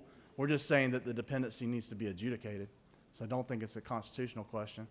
Further, the issue on the backlog generally, we're not asking the executive agency or the judicial agency to sign off on that they were happy with the decision. We're only asking that they sign off and say that the backlog has been removed. And once that certification has been done, then we would authorize the AG's office to pay out those claims. Also on the issue of stewardship, and again on the issue of foster children, the Senate, as I told you, we know that we have approximately 2,800 children between the ages of 14 and 18 in our foster care program, and those are our children. Those are wards of the state. They are our children that we should be taking care of. And like any proud parent, we want those children to do well. But how are they going to know if they could be an engineer or an astronaut if they've never met an engineer or an astronaut or a doctor or a teacher? What we've done in the Senate's budget at line 286.10 is we've also said, how are they going to know about post-secondary options unless they have the ability to experience them? So working with our friends at the Board of Regents and USG, we have included $2.5 million to fund a pilot program for high school foster children to enhance their post-secondary option exposure. We envision this will be something that's an overnight matter where they can see a college campus like many of you may have gone to see with your parents or like many of you may have done with your children. The Senate's budget makes a change to the tuition equalization grant as well. While we did support moving to the $900 per student that the House proposed, rather than supporting all students at that relatively low dollar amount, the Senate focuses on targeting these funds to high-demand fields such as nursing. So you'll see in line 329.2 that we've taken a quarter of that funding, not wanting to rip the rug out of any student that's currently receiving TEG funds and is already enrolled in a private institution in our state, but sending the message, going ahead and laying the proposal out there that we would move a quarter of those funds into high-demand fields with the intention of doing that over the next 4 years. We also invested in stewardship in our state by increasing the public library's book allowance to 60 cents, doubling the increase made by the House. On the topic of fidelity, the Senate's budget tries to remain faithful to formulas we've already created in funding. And we did that, as you know, in skilled nursing facilities by moving all the facilities to the 2020 cost reports. We did that in the USG formula by truing up a little difference we had in the House on how you calculate some fringe rates.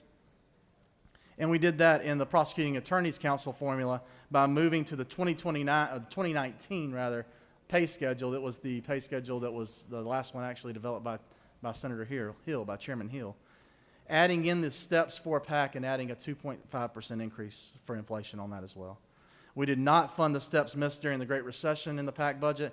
We didn't do this for anyone else, and we thought this issue was resolved, but again, it came up again this year. Also trying to remain true to formulas, we looked at our GNETS program. That's the Georgia Network for Educational Therapeutic Supports.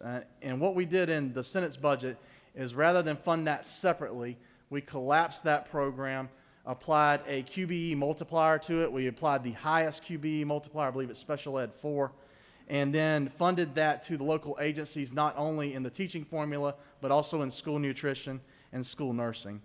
We did that because there's been an allegation that there's a purported financial incentive to place severely emotional disturbed students in segregated educational systems, and we wanted to make sure that any purported incentive to do so was removed.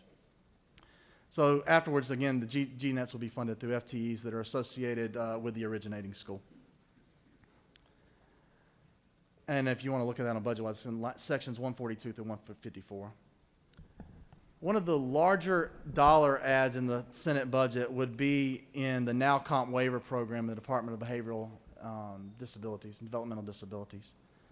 Because of overwhelming support by members in this body, the Senate's budget, while we normally fund 100 a year, the Senate's budget funds 513 new Now Comp waivers, which is the maximum amount of Now Comp waivers that providers told us they could handle at this point in time. So they told us they could handle that. We've heard them. We agree with them, and we're going to max those out. What that also allows us to do is there's two ways you can increase revenue if you're a provider.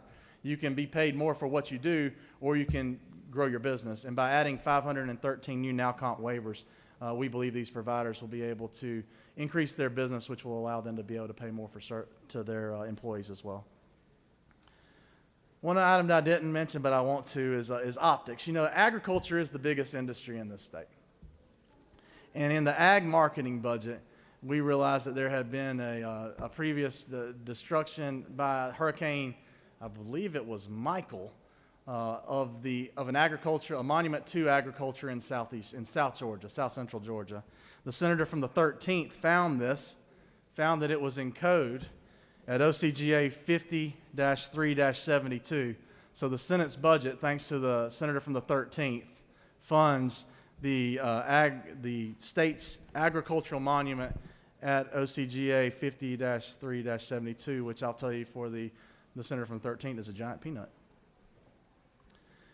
This budget doesn't create itself. You know that there's a lot of work that goes into it, a lot of work across the hall. Our friends across the hall in the House Budget and Research Office are integral to us getting here today. Chairman England has headed that committee up now for 11 years, and I've told you already that we're going to miss him next year, and really appreciate the friendship that he's developed personally with me, but also that he's been to the members of this body. There are other folks we need to thank as well. OPB. We appreciate the governor's office including us from the beginning this year in the governor's budget. He included many things that senators requested early on in his budget. We had to add some of those back in after deliberations with the House, and we'll work to continue to hold those. But we appreciate him and his start to include Senate priorities from the beginning, and Director Farr and his team for working with us.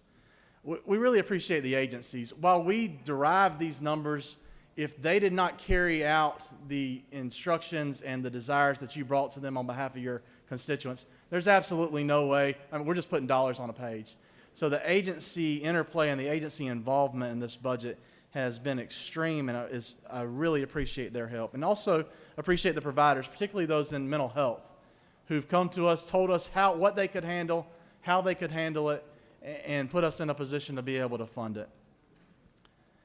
We don't have any of these dollars, though, without the taxpayers of the state of Georgia. And I am so thankful for their resilience through the pandemic to continue to keep Georgia open, to have us at our highest revenue levels we've ever seen. I will, though, caution you.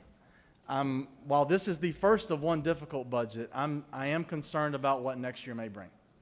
So there is some cautiousness in this budget. We tried to not spend every dollar that we were sent. We tried to put those spendings when we could into one-time funds so that next year when we visit these same issues, we're able to again assess state priorities and be at a position where we've not boxed ourselves in to not be able to move as the state may demand in the coming fiscal year.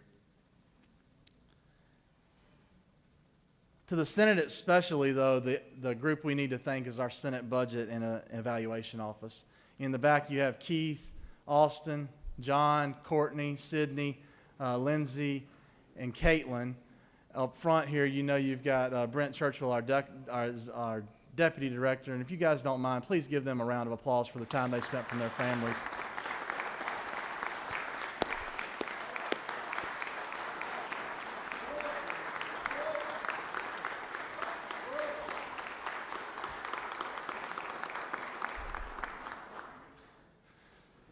Between the amended budget and this year's budget, I would tell you that they've been two of the most difficult. Again, I've only been in the Senate 6 years, chaired this committee now. It's hard to believe for the third year for the general budget. But this year was very difficult, and I appreciate the time they put in on the moves that we had to make through the amended, how the amended tied in with the big budget, the general budget, and it's just been overwhelming. I mentioned everyone except for one person. You know Melody Debussy. Melody has been here at the Senate Budget Office for 12 years. She spent 9 years as our director, and this will be her last year as our director as she's moving on into a different field. Melody shepherded us through, well, first let me start even before that. Chairman Hill didn't view Melody only as the budget director. He viewed her almost as a daughter. Their relationship was closer than anything that I could fathom. The way they worked together, the way they read each other's minds was second to none. When Mr. Jack passed, I had made 3 phone calls. I remember that day forever. Sheriff Kyle Sapp of Tattnall County called me. I made 4 phone calls. The first was hung up, and I called Kyle back to say, hey, I think you just told me this. Did you say that? I had to have him repeat it to me again. He's like, yes, Blake, Jack's passed. My next call was to the Lieutenant Governor, and then to who directed me to call Chairman England. I called Chairman England, and then he directed me to call Melody. That is a phone call I'll never forget, and because of their relationship. particularly she had just spoken with him earlier. You guys gave me a lot of credit for helping to shepherd the Senate through the 14% cut that became an 11% cut that became a 10% cut that we were able to work out to be about a 9.8% reduction in 2020. I didn't do anything. I followed what Melody pointed and directed and suggested that we do. She's shepherded us through that. She's shepherded us now through the incredible sugar high that we're on, and she's put us in a position that as this sugar high is wearing off, and we saw with February's numbers, the sugar high is wearing off, she's put us in a position that the state will not be in a bad position, that the Senate will not be in a bad position to maintain these funds going forward and to be able to continue our role investing in quality, investing in stewardship, and investing in the fidelity of the formulas of this state. And Melody, on behalf of the Senate, I just want to say we thank you. We couldn't have done it without you. And your shoes, just like Mr. Jack's, are going to be way too big to replace.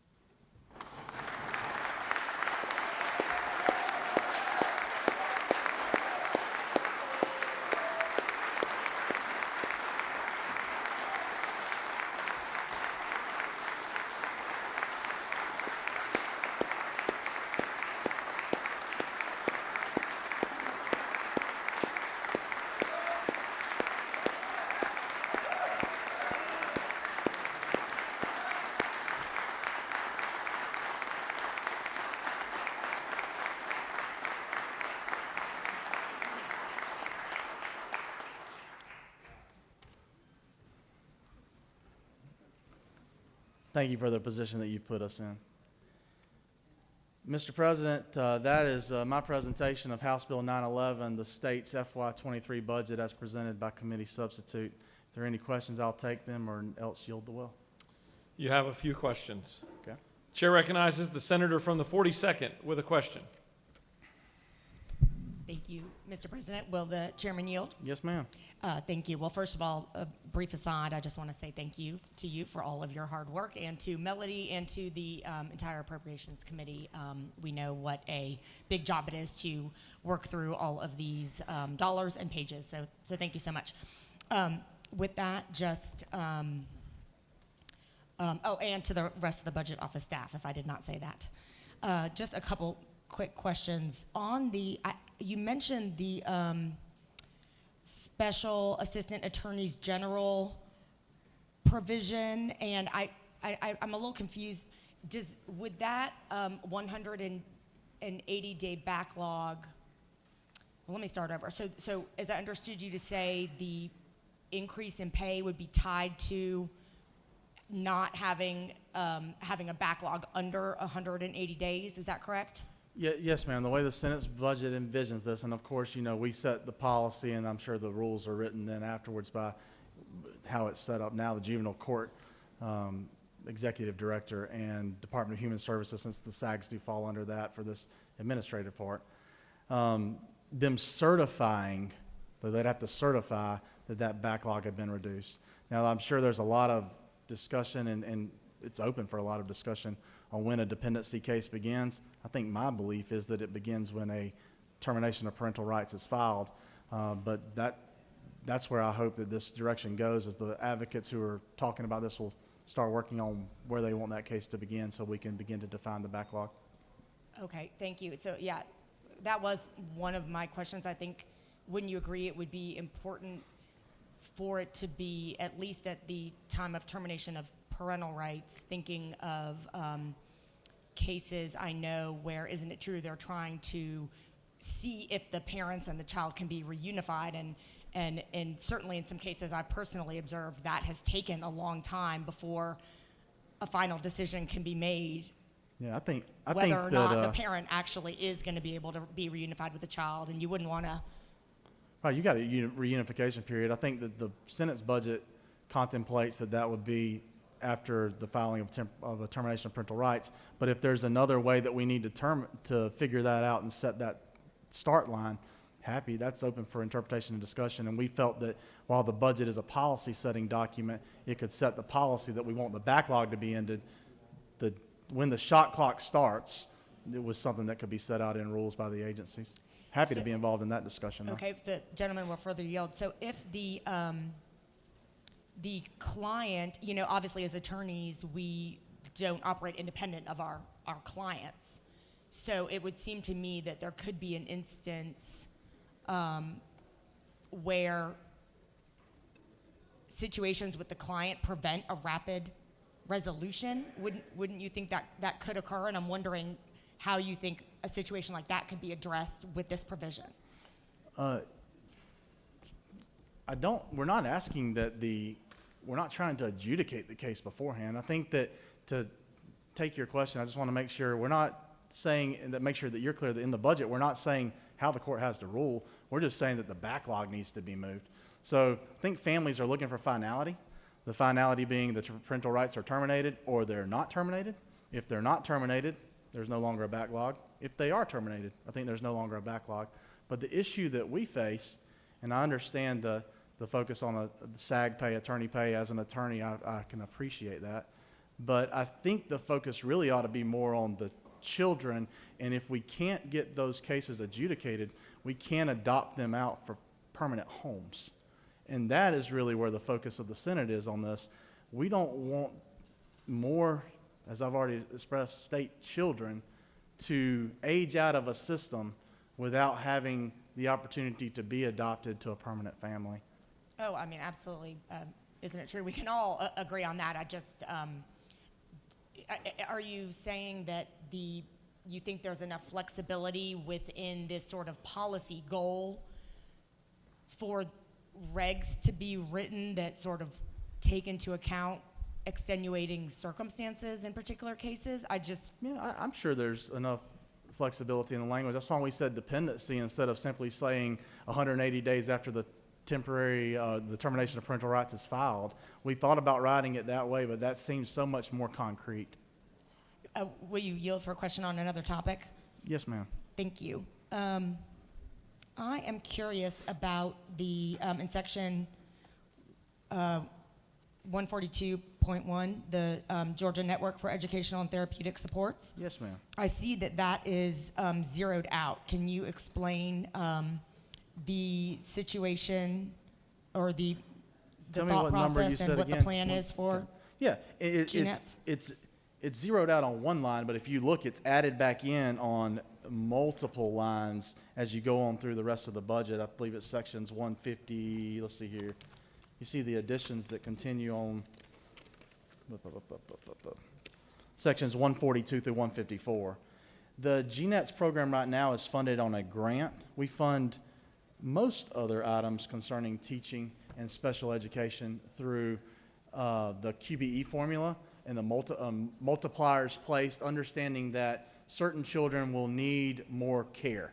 So a higher multiplier, a higher dollar multiplier may be placed on a child who would need more intense services. So what we did in this QBE, in the GNETS rewrite, is we collapsed that program down into QBE, applied the highest current multiplier to it, and funded it through the QBE formula, not only in teaching, but also in nutrition, school nurses, all throughout the budget, so that money will now go straight to the local education agencies, we call them school boards, and they can fund those children appropriately. Thank you for that explanation. Is all 65 million accounted for on other line items? No, and thank you for bringing that up. When we began to dig into this program, as you may know, we're actually in the middle of a lawsuit about it right now. The bill for the SAGs, speaking of SAGs again, for that lawsuit that we received earlier this year was over $2 million, which is why we started to dive into this and figure out what were we being sued on. And the allegation made was that there was a pecuniary interest for children to be segregated out and treated differently when they had severely emotional disabilities such as these. And we wanted to find out, was that true? And digging further into it, one of the things that we were able to discover inadvertently is that GNETS, if a child was in GNETS for one day, they were funded as though they were there for the entire year. So when you pull that back and put it into the QBE formula, they're funded on the FTEs that they're in the GNETS program. Thank you. Yes, ma'am. Chair recognizes the senator from the 26th for a question.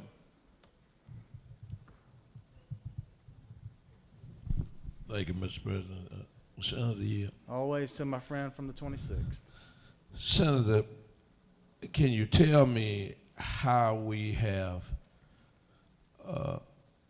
tried to fix the problem in Middle Georgia with the backlog and families being able to get death certificates and those kind of things when there has been a crime committed where an autopsy has to be performed prior to a death certificate being issued? Yes, sir, I can. In the GBI budget, you'll see that there was $2.7 million added for increases in forensic medical pathologists. The Senate budget took that $2.7 million and said, we agree, we do need increases in that field. But we put them in a special project, and the special project was devoted to the location of Macon. Macon being more central to our state. We know we've had issues in South and Central Georgia and even East Georgia where our counties have told us it's been very difficult to get to the medical examiner's office to get either info back for criminal purposes or to get back death certificates. So by putting it more central to the state, we think that will be helpful. And the Senate's budget requires that those funds be spent at that centralized facility in Macon. Chair recognizes the good senator from the 8th Am I out of time? for the last question. Thank you, Mr. President. Senator Yield. Yes, sir. Senator, is it not true that the governor appointed me to be on the ARP committee doing the water and sewer infrastructure Yes, sir. grants? Senator, can I ask Senator Yield? Yes, sir. Senator, is it true that I called you when we got started with that and asked you how in the world I was going to get through all those? I don't remember how many there were, but yes, sir, you did call me and ask me how we were going to get through. I think it was 200 and some odd grants. Does Senator further yield? Yes, sir. Senator, is it not true that you served on all three of those committees?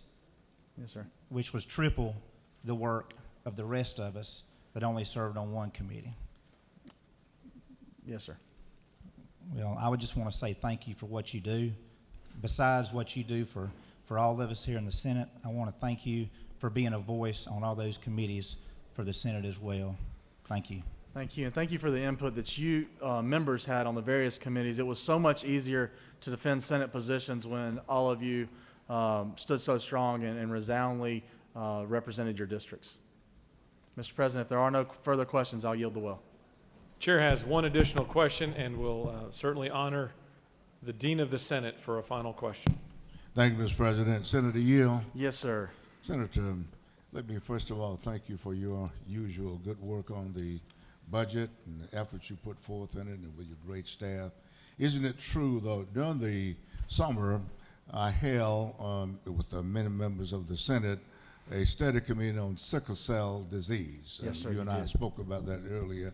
And during that testimony from here in the state at Grady Hospital and across the state, there was a lot of information about the impact sickle cell was having on a lot of citizens who were not being adequately cared for, in the sense that the treatment that was either out of reach or they couldn't afford to get there.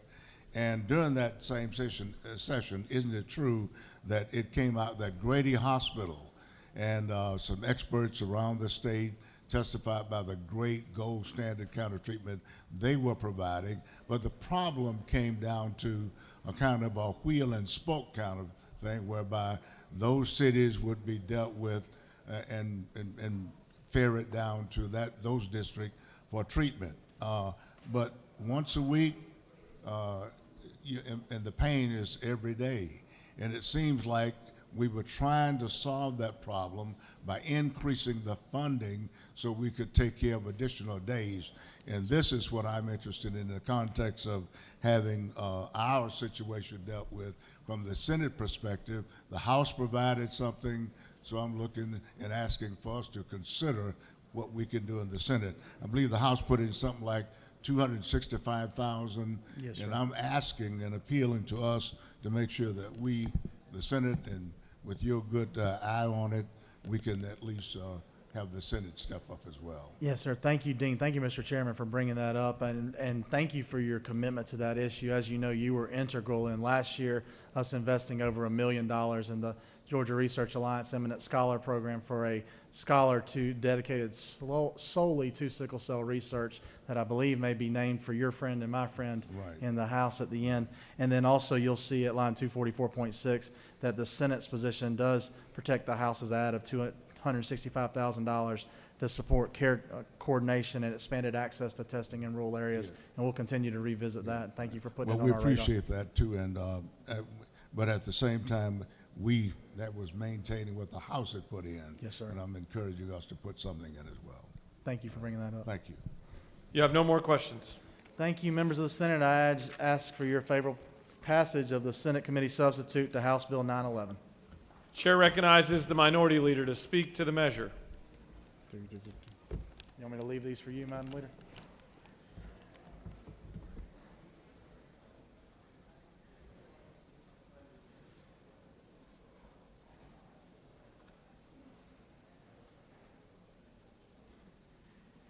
The Appropriations Chairman left you a couple of bottles of water. I noticed he did. Thank you, Mr. President, and thank you, Mr. Chairman, for leaving me water. And I also would like to commend you on all of your hard work on the budget. As I have scoured through it a couple of times, it's a lot of work. So thank you for all the time that you've put in, and the committee members as well. But I just have a few things I'd like to say about the budget. We all know that the way we spend our state's revenue is the biggest indicator of our value as a state. While this budget takes us back to pre-pandemic funding levels in many areas, it fails to address bottom-line economic issues that many Georgians face. We should help working families address insurmountable health care and child care costs by expanding Medicaid, my favorite thing to always remind us of what we need, and establishing an earned income tax credit for this state. Now, we all know there's good and not so good in everything, and the state's budget is no different. But I'd like to mention some of the good things. This budget reverses many of the deep budget cuts of the past 2 years. We have an 11% increase in per capita state spending, and most agencies return to pre-pandemic funding levels. And the highlights of the good things is that we increase teacher salaries, we increase public health and mental health funding, we increase state employee compensation and COLA, we fully funded the QBE formula, restoring education cuts, and we made improvements to the Hope Scholarship funding. So I think I will use this water. So some of the not so good things. Even with the proposed 11% increase to the overall state budget from fiscal year 2022 to fiscal year 2023, Georgia remains on track to spend slightly less per person than in fiscal year 2008, a year just prior to the Great Recession. The budget still doesn't address cumulative effects of underfunding vital agencies and services. The budget doesn't go far enough to address major deficiencies in certain agencies and departments, such as the Department of Corrections, which is currently in crisis, or the Department of Juvenile Justice, which reported a 90% turnover rate. There is a budget surplus which could be used to help those who need it most and to shore up departments that are struggling. But instead, the governor is distributing it evenly to all tax filers as a one-time tax refund of $250. Now, I'm not against people receiving money because they need it. We need it. But we could find some things that we could use with that money in a more comprehensive way that would spread it out more rather than just give out $250. Now, the overall budget, the revenue shortfall reserves is maxed out at $4.3 billion. We are receiving $4.7 in flexible federal funding from the American Rescue Plan. We are not taking advantage of the unprecedented resources and unique opportunity we have to better position our state going forward. We should be making long-term investments to shore up chronic underfunding in education and health care. The Georgia Budget and Policy Institute conducted a poll in 2021 asking Georgians where they thought American Rescue Plan dollars should be spent. The Georgians' top priorities for the relief funds included investing in health care, in economic support, particularly income support for families with low incomes or the elderly. And many believe funding should go to education. Many of the respondents believe the money should be allocated through the full appropriations process, not determined by the governor. Many Georgians want policymakers to use funding to restore the steep budget cuts enacted over the past few years. 70% of respondents supported creating an earned income tax credit. An earned income tax credit would be a better use of tax refunds because it would give the most support to middle and low income filers. 30 states have some form of EITC as it's referred to. Regarding education, while it is good that we are fully funding our basic minimum budget for education, we have failed to meet this minimum standard for 11 of the past 14 years. It amounts to billions and billions of funds withheld from schools. Restoring funding to the basic minimum does not make up for the starvation budget our schools have been operating on. And then more money should be devoted to school transportation, as the aging bus fleets and lack of funds to pay drivers is pushing schools to the brink, with kids doubling up on buses and drivers doubling up on routes. Georgia is one of the only 6 states that does not provide additional funding to students living in poverty. We should allocate money in the budget to allow for increased funds to supply more teachers, meals, mental health supports, and for those students from lower income backgrounds. And regarding health care, this budget still fails to account for what the state will do to address the 13% of Georgians who don't have health insurance. We are the 5th worst uninsured rate in the U.S. We should be using some of our budget surplus to expand Medicaid. We have hundreds of thousands of Georgians without health insurance. This winds up costing Georgians millions of dollars in emergency care, increased insurance premium, increased cost of care due to lack of preventive care.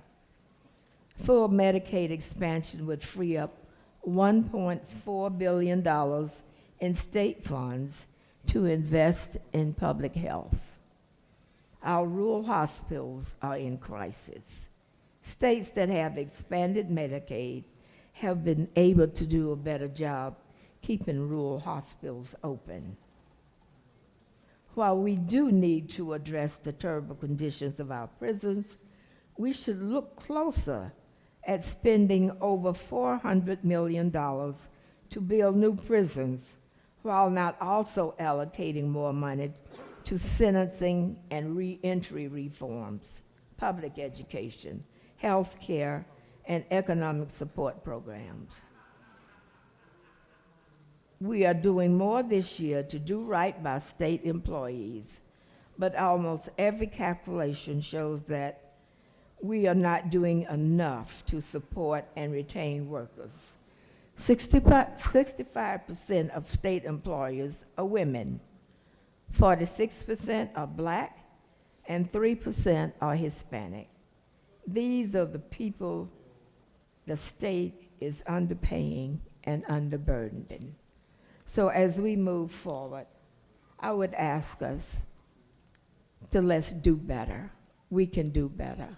We know better, and when you know better, you do better. Thank you, Mr. President. I'll kindly leave the well.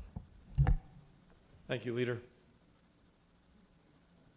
Any other senator wish to speak for or against House Bill 911? The chair sees none.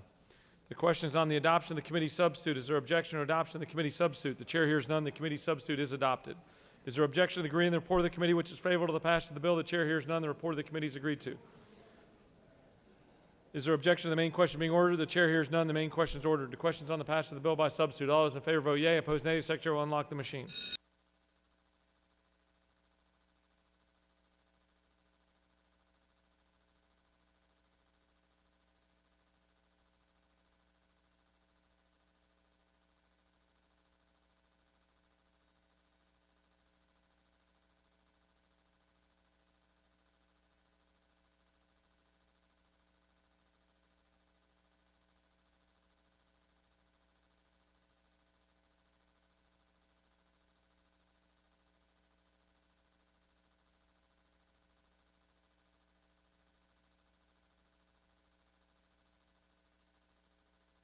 For what purpose does the senator from the 27th rise? Mr. President, at the appropriate time, will you please, I'd like to ask unanimous consent to excuse the senator from the 28th. After this vote. Okay.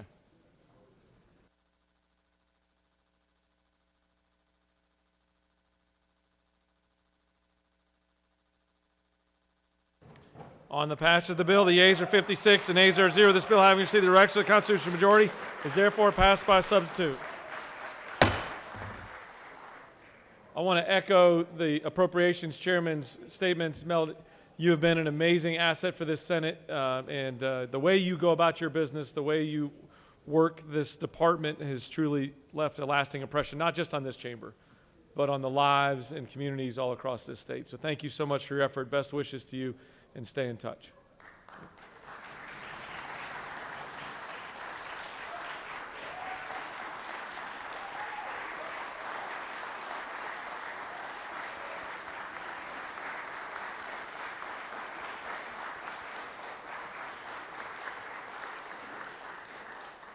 Chair recognizes the senator from the 19th.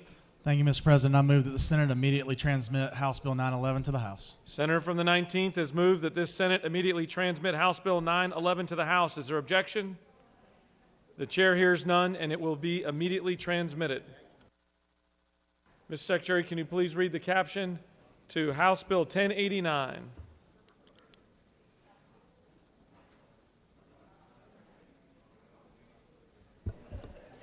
House Bill 1089, a bill by Representative Smith of the 133rd and others, a bill to be entitled an act to amend Article 2 of Chapter 9 of Title 48 of the OCGA relating to road tax on motor carriers so as to increase the penalty for certain violations of registration requirements for motor vehicles operated by motor carriers and for other purposes.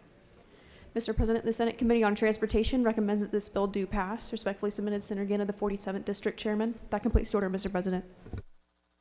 Chair recognizes the senator from the 37th to present House Bill 1089.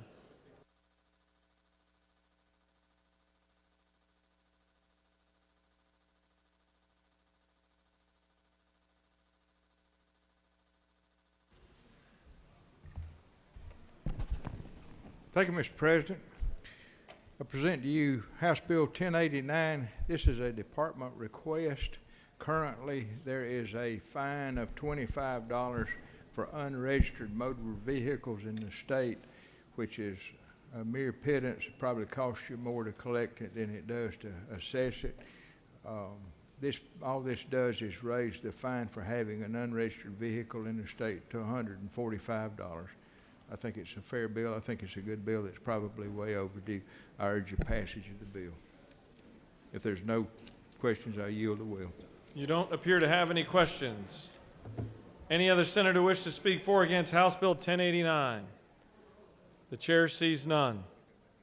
Is there objection to agreeing to the report of the committee which is favorable to the passage of the bill? The chair hears none. The report of the committee is agreed to. Is there objection to the main question being ordered? Chair hears none and the main question is ordered. Questions on the passage of the bill? All those in favor vote yea. Opposed, nay. The secretary will unlock the machine.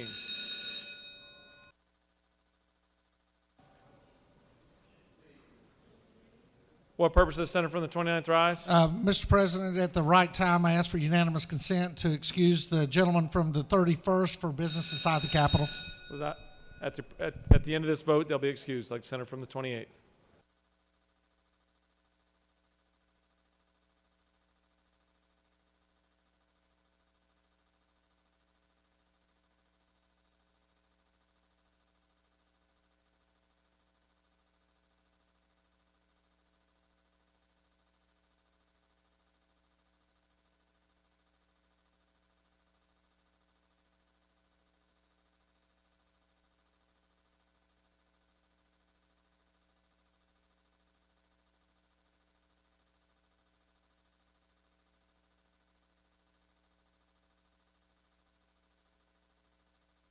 On the passage of the bill, the yeas are 48, the nays are 0. This bill, having received the requisite constitutional majority, is therefore passed.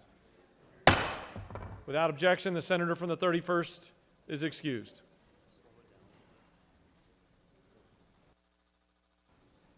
Mr. Secretary, can you please read the caption of House Bill 1188?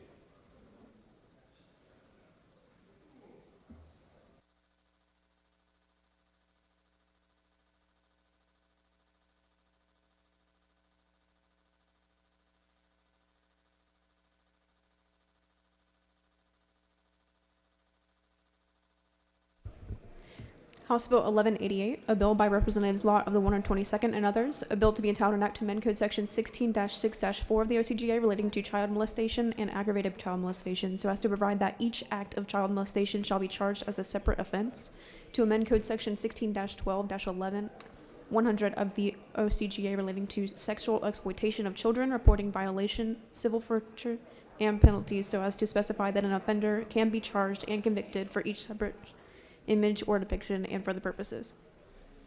Mr. President, the Senate Committee on Judiciary recommends that this bill do pass. Respectfully submitted, Senator Strickland of the 17th District Chairman.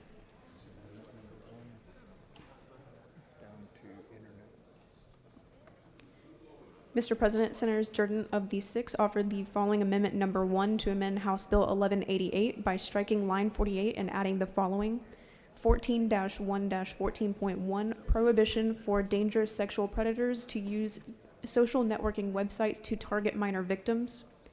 A, as used in this code section, the term 1 commercial social networking website includes any website, application, portal, or other means of accessing the internet and for other purposes. That completes the order, Mr. President. The chair recognizes the senator from the 50th to present House Bill 1188.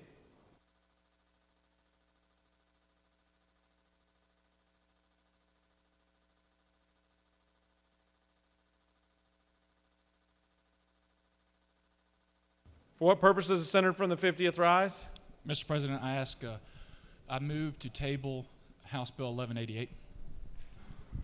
Senator from the 50th has asked for unanimous consent to place House Bill 1188 on the table. Is there objection? The chair hears none, and 1188 is placed on the table.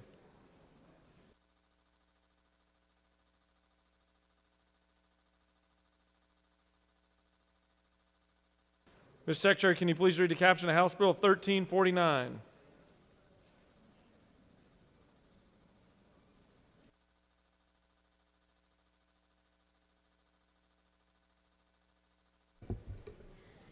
House Bill 1349, a bill by Representatives Ridley of the 6th and others, a bill to be entitled an act to amend Code Section 27-1-3 of the OCGA relating to legislative decorations, ownership and custody of wildlife, preservation of hunting and fishing opportunities, promotion and right to hunt, trap, or fish, local regulation, and for other purposes. Mr. President, the Senate Committee on Natural Resources and the Environment recommend that this bill do pass. Respectfully submitted, Senator Harper of the 7th District Chairman. That completes the order, Mr. President. Chair recognizes the senator from the 7th to present House Bill 1349.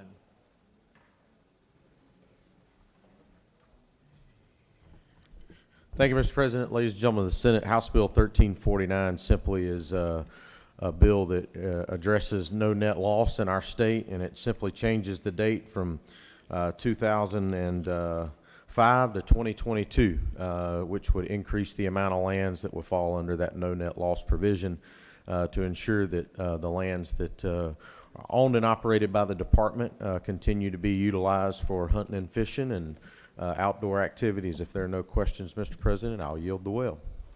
You don't appear to have any questions. Your hunting buddy back there might have had one late, but he missed the window. Any other senator wish to speak for or against House Bill 1349? The chair sees none. Is there objection to agreeing to the report of the committee which is favorable to the passage of the bill? The chair hears none. The report of the committee is agreed to. Is there objection to the main question being ordered? The chair hears none and the main question is ordered. Questions on the passage of the bill? All those in favor vote yea. Opposed nay. The secretary will unlock the machine.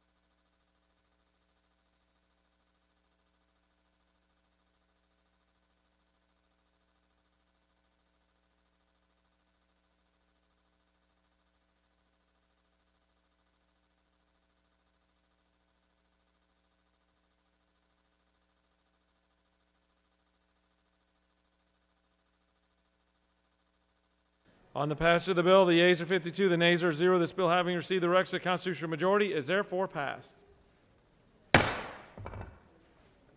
Ms. Secretary, can you please read the caption of House Bill 1372?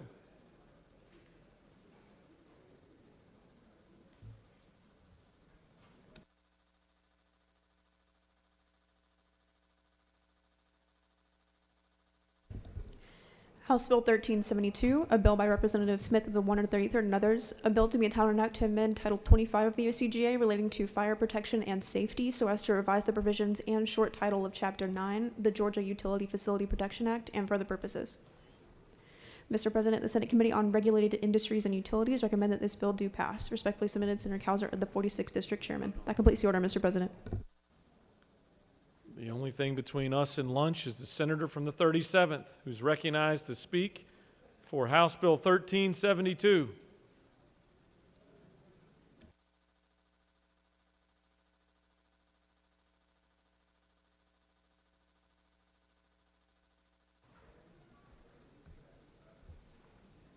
Thank you, Mr. President. Members of the Senate, House Bill 1372 brings in all the utilities that were not, or that were formerly not under the 811 bill. The only thing that was not in it was traffic cables and traffic control signals. They've been brought in. This also provides that anyone digging underground that cuts a gas line or a hazardous petroleum product would have to immediately notify 911, not 811, but 911. Also has a few other edits, but nothing of any importance, really. It's just more housekeeping. The majority of the bill, it has the approval. DOT has agreed to be a part of 811. The railroads are happy with the bill. The utility companies are happy. It appears that the governmental entities are happy since the cities and counties are already members of 811. I urge your passage of the bill. It's a great bill. Thank you. If there's no You have a question. Chair recognizes the senator from the 36th to your left. Thank you, Mr. President. Not to delay this deliberation on your excellent bill, but I just wanted a clarification. What does the bill do on extending the time for responding? It does not extend the time for responding. The 48-hour rule is still in place, but you can call in. When you call in, you can either call in from 42 hours to, 8 days. 48 hours. It's basically goes from 2 days to 6 working days. So it gives you a longer window on the front end, but if you need it within 48 hours, you can stipulate that. Great. So that's really an improvement for smoothing the pathway to get this done right. That's in the bill, yes. That's ma'am. right. Thank you, sir. You don't appear to have any more questions. Does any other senator wish to speak for or against House Bill 1372? The chair sees none. Is there objection to agreeing the report of the committee which is favorable to the passage of the bill? The chair hears none. The report of the committee is agreed to. Is there objection to the main question being ordered? The chair hears none and the main question is ordered. Questions on the passage of the bill? All those in favor vote yea. Opposed nay. The secretary will unlock the machine.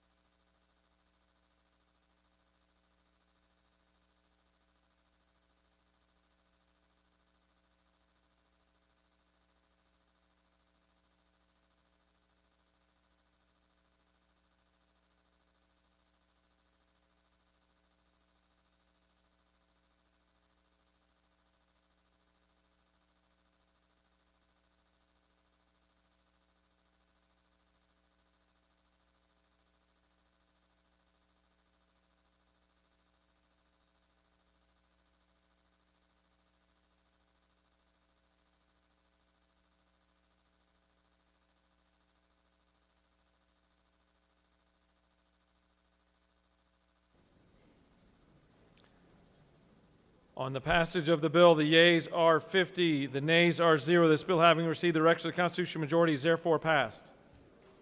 I got a feeling we've got another delay on lunch. Chair recognizes the senator from the 50th. Thank you, Mr. President. I move that the Senate take from the table House Bill 1188. Mr. Secretary, can you please read the caption? House Bill 1188, a bill by Representatives Law of the 122nd and others, a bill to be entitled an act to amend Code Section 16-6-4 of the OCGA relating to child molestation and aggravated child molestation so as to provide that each act of child molestation shall be charged as a separate offense and for other purposes. That completes the order, Mr. President. Senator from the 50th has asked for unanimous consent to take House Bill 1188 off the table. Is there objection? The chair hears none, and it's taken from the table. The chair recognizes the senator from the 50th to speak to the measure.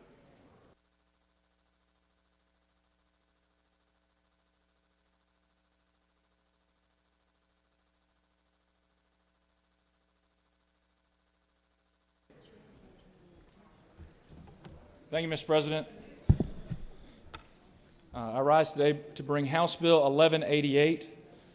This bill is in response to a recent Supreme Court decision construing a statute in a certain way which was not the original intent of the legislature. What this bill does is if you are a child molester and you molest a child or you are in possession of child pornography, as the law is written right now and as it is interpreted, whether you have one image or 1,000 images, or whether you molest a child once or multiple times, you can only be charged one time. What this bill does is clarifies that you can be charged for each image that you have and each time you touch and molest a child. And if there are any questions, I'm happy to yield. Chair recognizes the senator from the 26th with a question. Thank you, Mr. President. Senator Yale. I do. What age? Isn't it true if you're in high school, you got a ninth grader who's crazy about a senior that's a quarterback for the football team, and there's probably about a 3-year difference. What happens if kids get promiscuous? This bill in no way changes the Romeo and Juliet laws. If it's legal under current law, this will not affect that. This is dealing with possession of child pornography and child molestation. Gentleman, you have heard. I do. It has nothing to do with touching then. Is that what you're telling me? Legal touching. If you know. Who? Gentleman, further you? I do. Who decides the legal touching of children? The official code of Georgia annotated specifies the age at which someone can consent to sexual touching, and in Georgia it's 16. Gentlemen, you've heard. I do. So you're telling me that if the 9th grade is not 16 years old and the senior is 19, there's a real problem. If the senior is 19 years old? Yeah, you have some kids who might have repeated 1 grade in their senior year be 19. It's according to when their birthday was, if the birthday wasn't before September the 1st. To my friend from the 26th, I believe the Romeo and Juliet statute, which allows a 4-year gap, does not extend to 19-year-olds. So I believe a 19-year-old having an inappropriate relation with someone under the age of 16 would be considered an illegal touching, if I'm not mistaken. But this law does not impact that. This law has to do with possession of child pornography, and it has to do with molesting a child. It doesn't change the ages. You have no more questions. Thank you, Mr. President. I yield the well. Chair recognizes the senator from the 6th to speak to amendment number 1.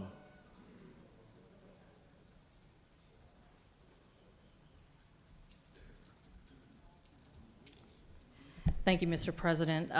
Much like the senator who was presenting the bill, this amendment was motivated by a case that dealt with a predator who exploited dozens of young girls online for his own sexual gratification.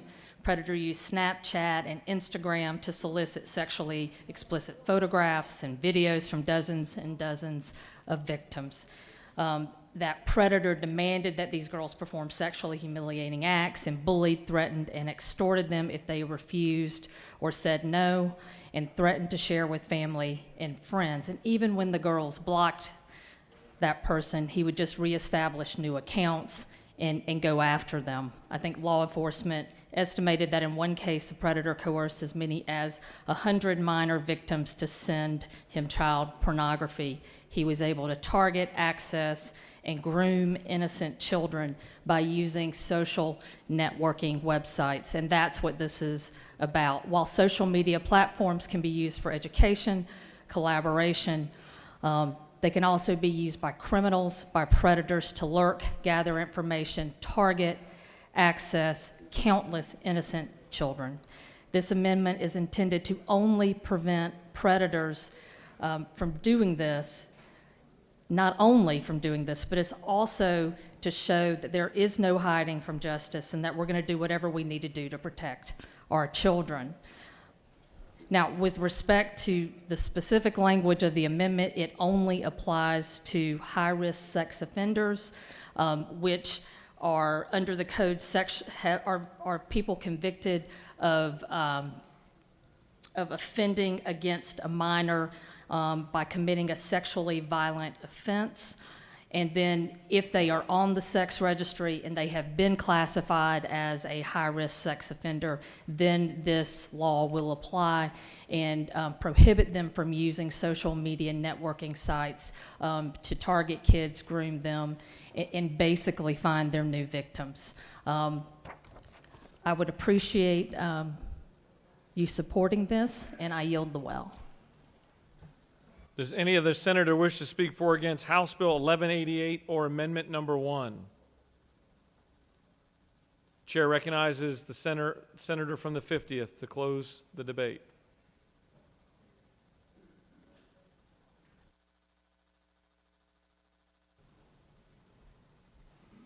Thank you, Mr. President. Colleagues, I rise to close debate and ask that you support the amendment and not object. Thank you. Mr. President, I yield the well. The debate has been closed. All right, we're going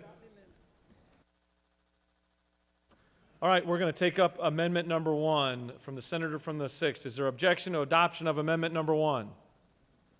The chair hears none, and amendment number 1 is adopted.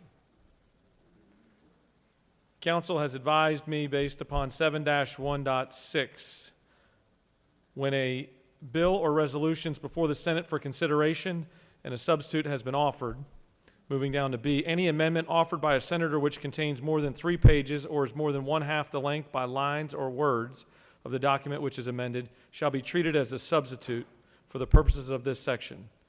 Now that the amendment has passed, this bill has gone back to the general calendar and will not be taken up today.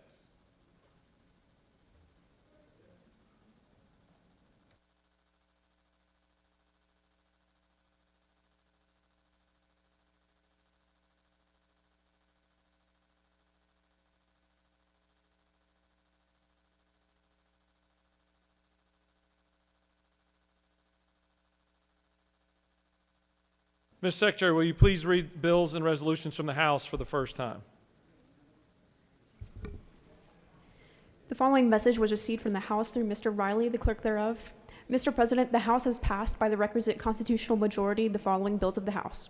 House Bill 1550 by Representative Stevens of the 164th and others, a bill to be entitled an act to amend an act to create the Board of Elections and Registration for Bryan County. State and local government. House Bill 1556 by Representative Martin of the 49th and others, a bill to be entitled an act to provide for a new homestead exemption from Fulton County School State District. and local government. House Bill 1570 by Representative Administration of the 104th and others, a bill to be entitled an act to amend an act to continue and recreate. State and local government. House Bill 1578 by Representative Rhodes of the 120th and others, a bill to be entitled an act to provide for the designation of State and local government. House Bill 1585 by Representatives Cantrell of the 22nd and others, a bill to be entitled an act to amend an act to create the State Court of Cherokee. State and local government. That completes the order, Mr. President.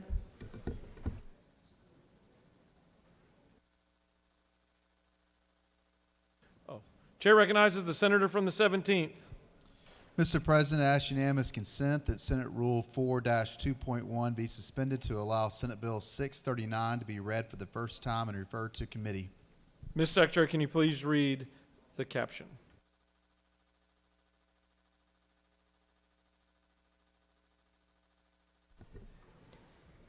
Senate Bill 639, a bill by Senator Strickland of the 17th and others, a bill to be entitled an act to amend an act to provide for a new Board of Commissioners of Henry County and for other purposes. That completes the order, Mr. President. Senator from the 17th has asked for unanimous consent that the rules be suspended for Senate Bill 639 to be read for the first time and referred to committee. Is there objection? The chair hears none, and it is assigned to state and local government. Chair recognizes the senator from the 21st. Mr. President, I ask unanimous consent that Senate Rule 4-2.1 be suspended to allow SR 792 to be read and adopted. Mr. Secretary, will you please read Senate Resolution 792? Senate Resolution 792, a resolution by Senator Beach of the 21st, a resolution recognizing March 27, 2022 as the Georgia Cup Day and celebrating the Georgia Cup's 25th anniversary and for other purposes. That completes the order, Mr. President. Senator from the 21st has asked for unanimous consent that the rules be suspended for Senate Resolution 792 to be read and adopted. Is there objection? The chair hears none, and the resolution is adopted. Chair now recognizes the Majority Leader. Mr. President, I move that the Senate stand adjourned until 10 a.m. on Monday, 28 March 2022. Mr. Secretary, do you have any announcements? The Rules Committee will meet immediately upon adjournment in 4:50 today. That completes the order, Mr. President. Does any senator wish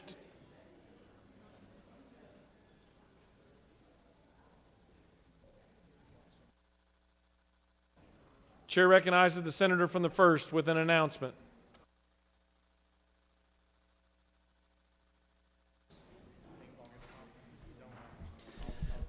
Just a FYI, I just want to remind that we did have a Health and Human Services meeting on Monday at 7 a.m., but that is canceled. We're going to move those bills to Health and Human Services at our usual meeting Tuesday at 2, and we're going to have a special called meeting at 5 o'clock on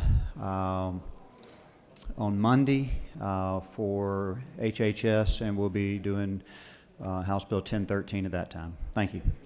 Chair recognizes the senator from the 48th with an announcement. What did we decide that name is? Drippy? Whatever you want to call him is what he likes. Thank you, Mr. President. Just want to announce that the second blood drive of the session is happening today. There's a mobile unit right outside the doors of the Capitol between here and the CLOB. It's going to be there all day until 5 p.m. It's a Friday, so you have plenty of time to rest up over the weekend after you donate blood.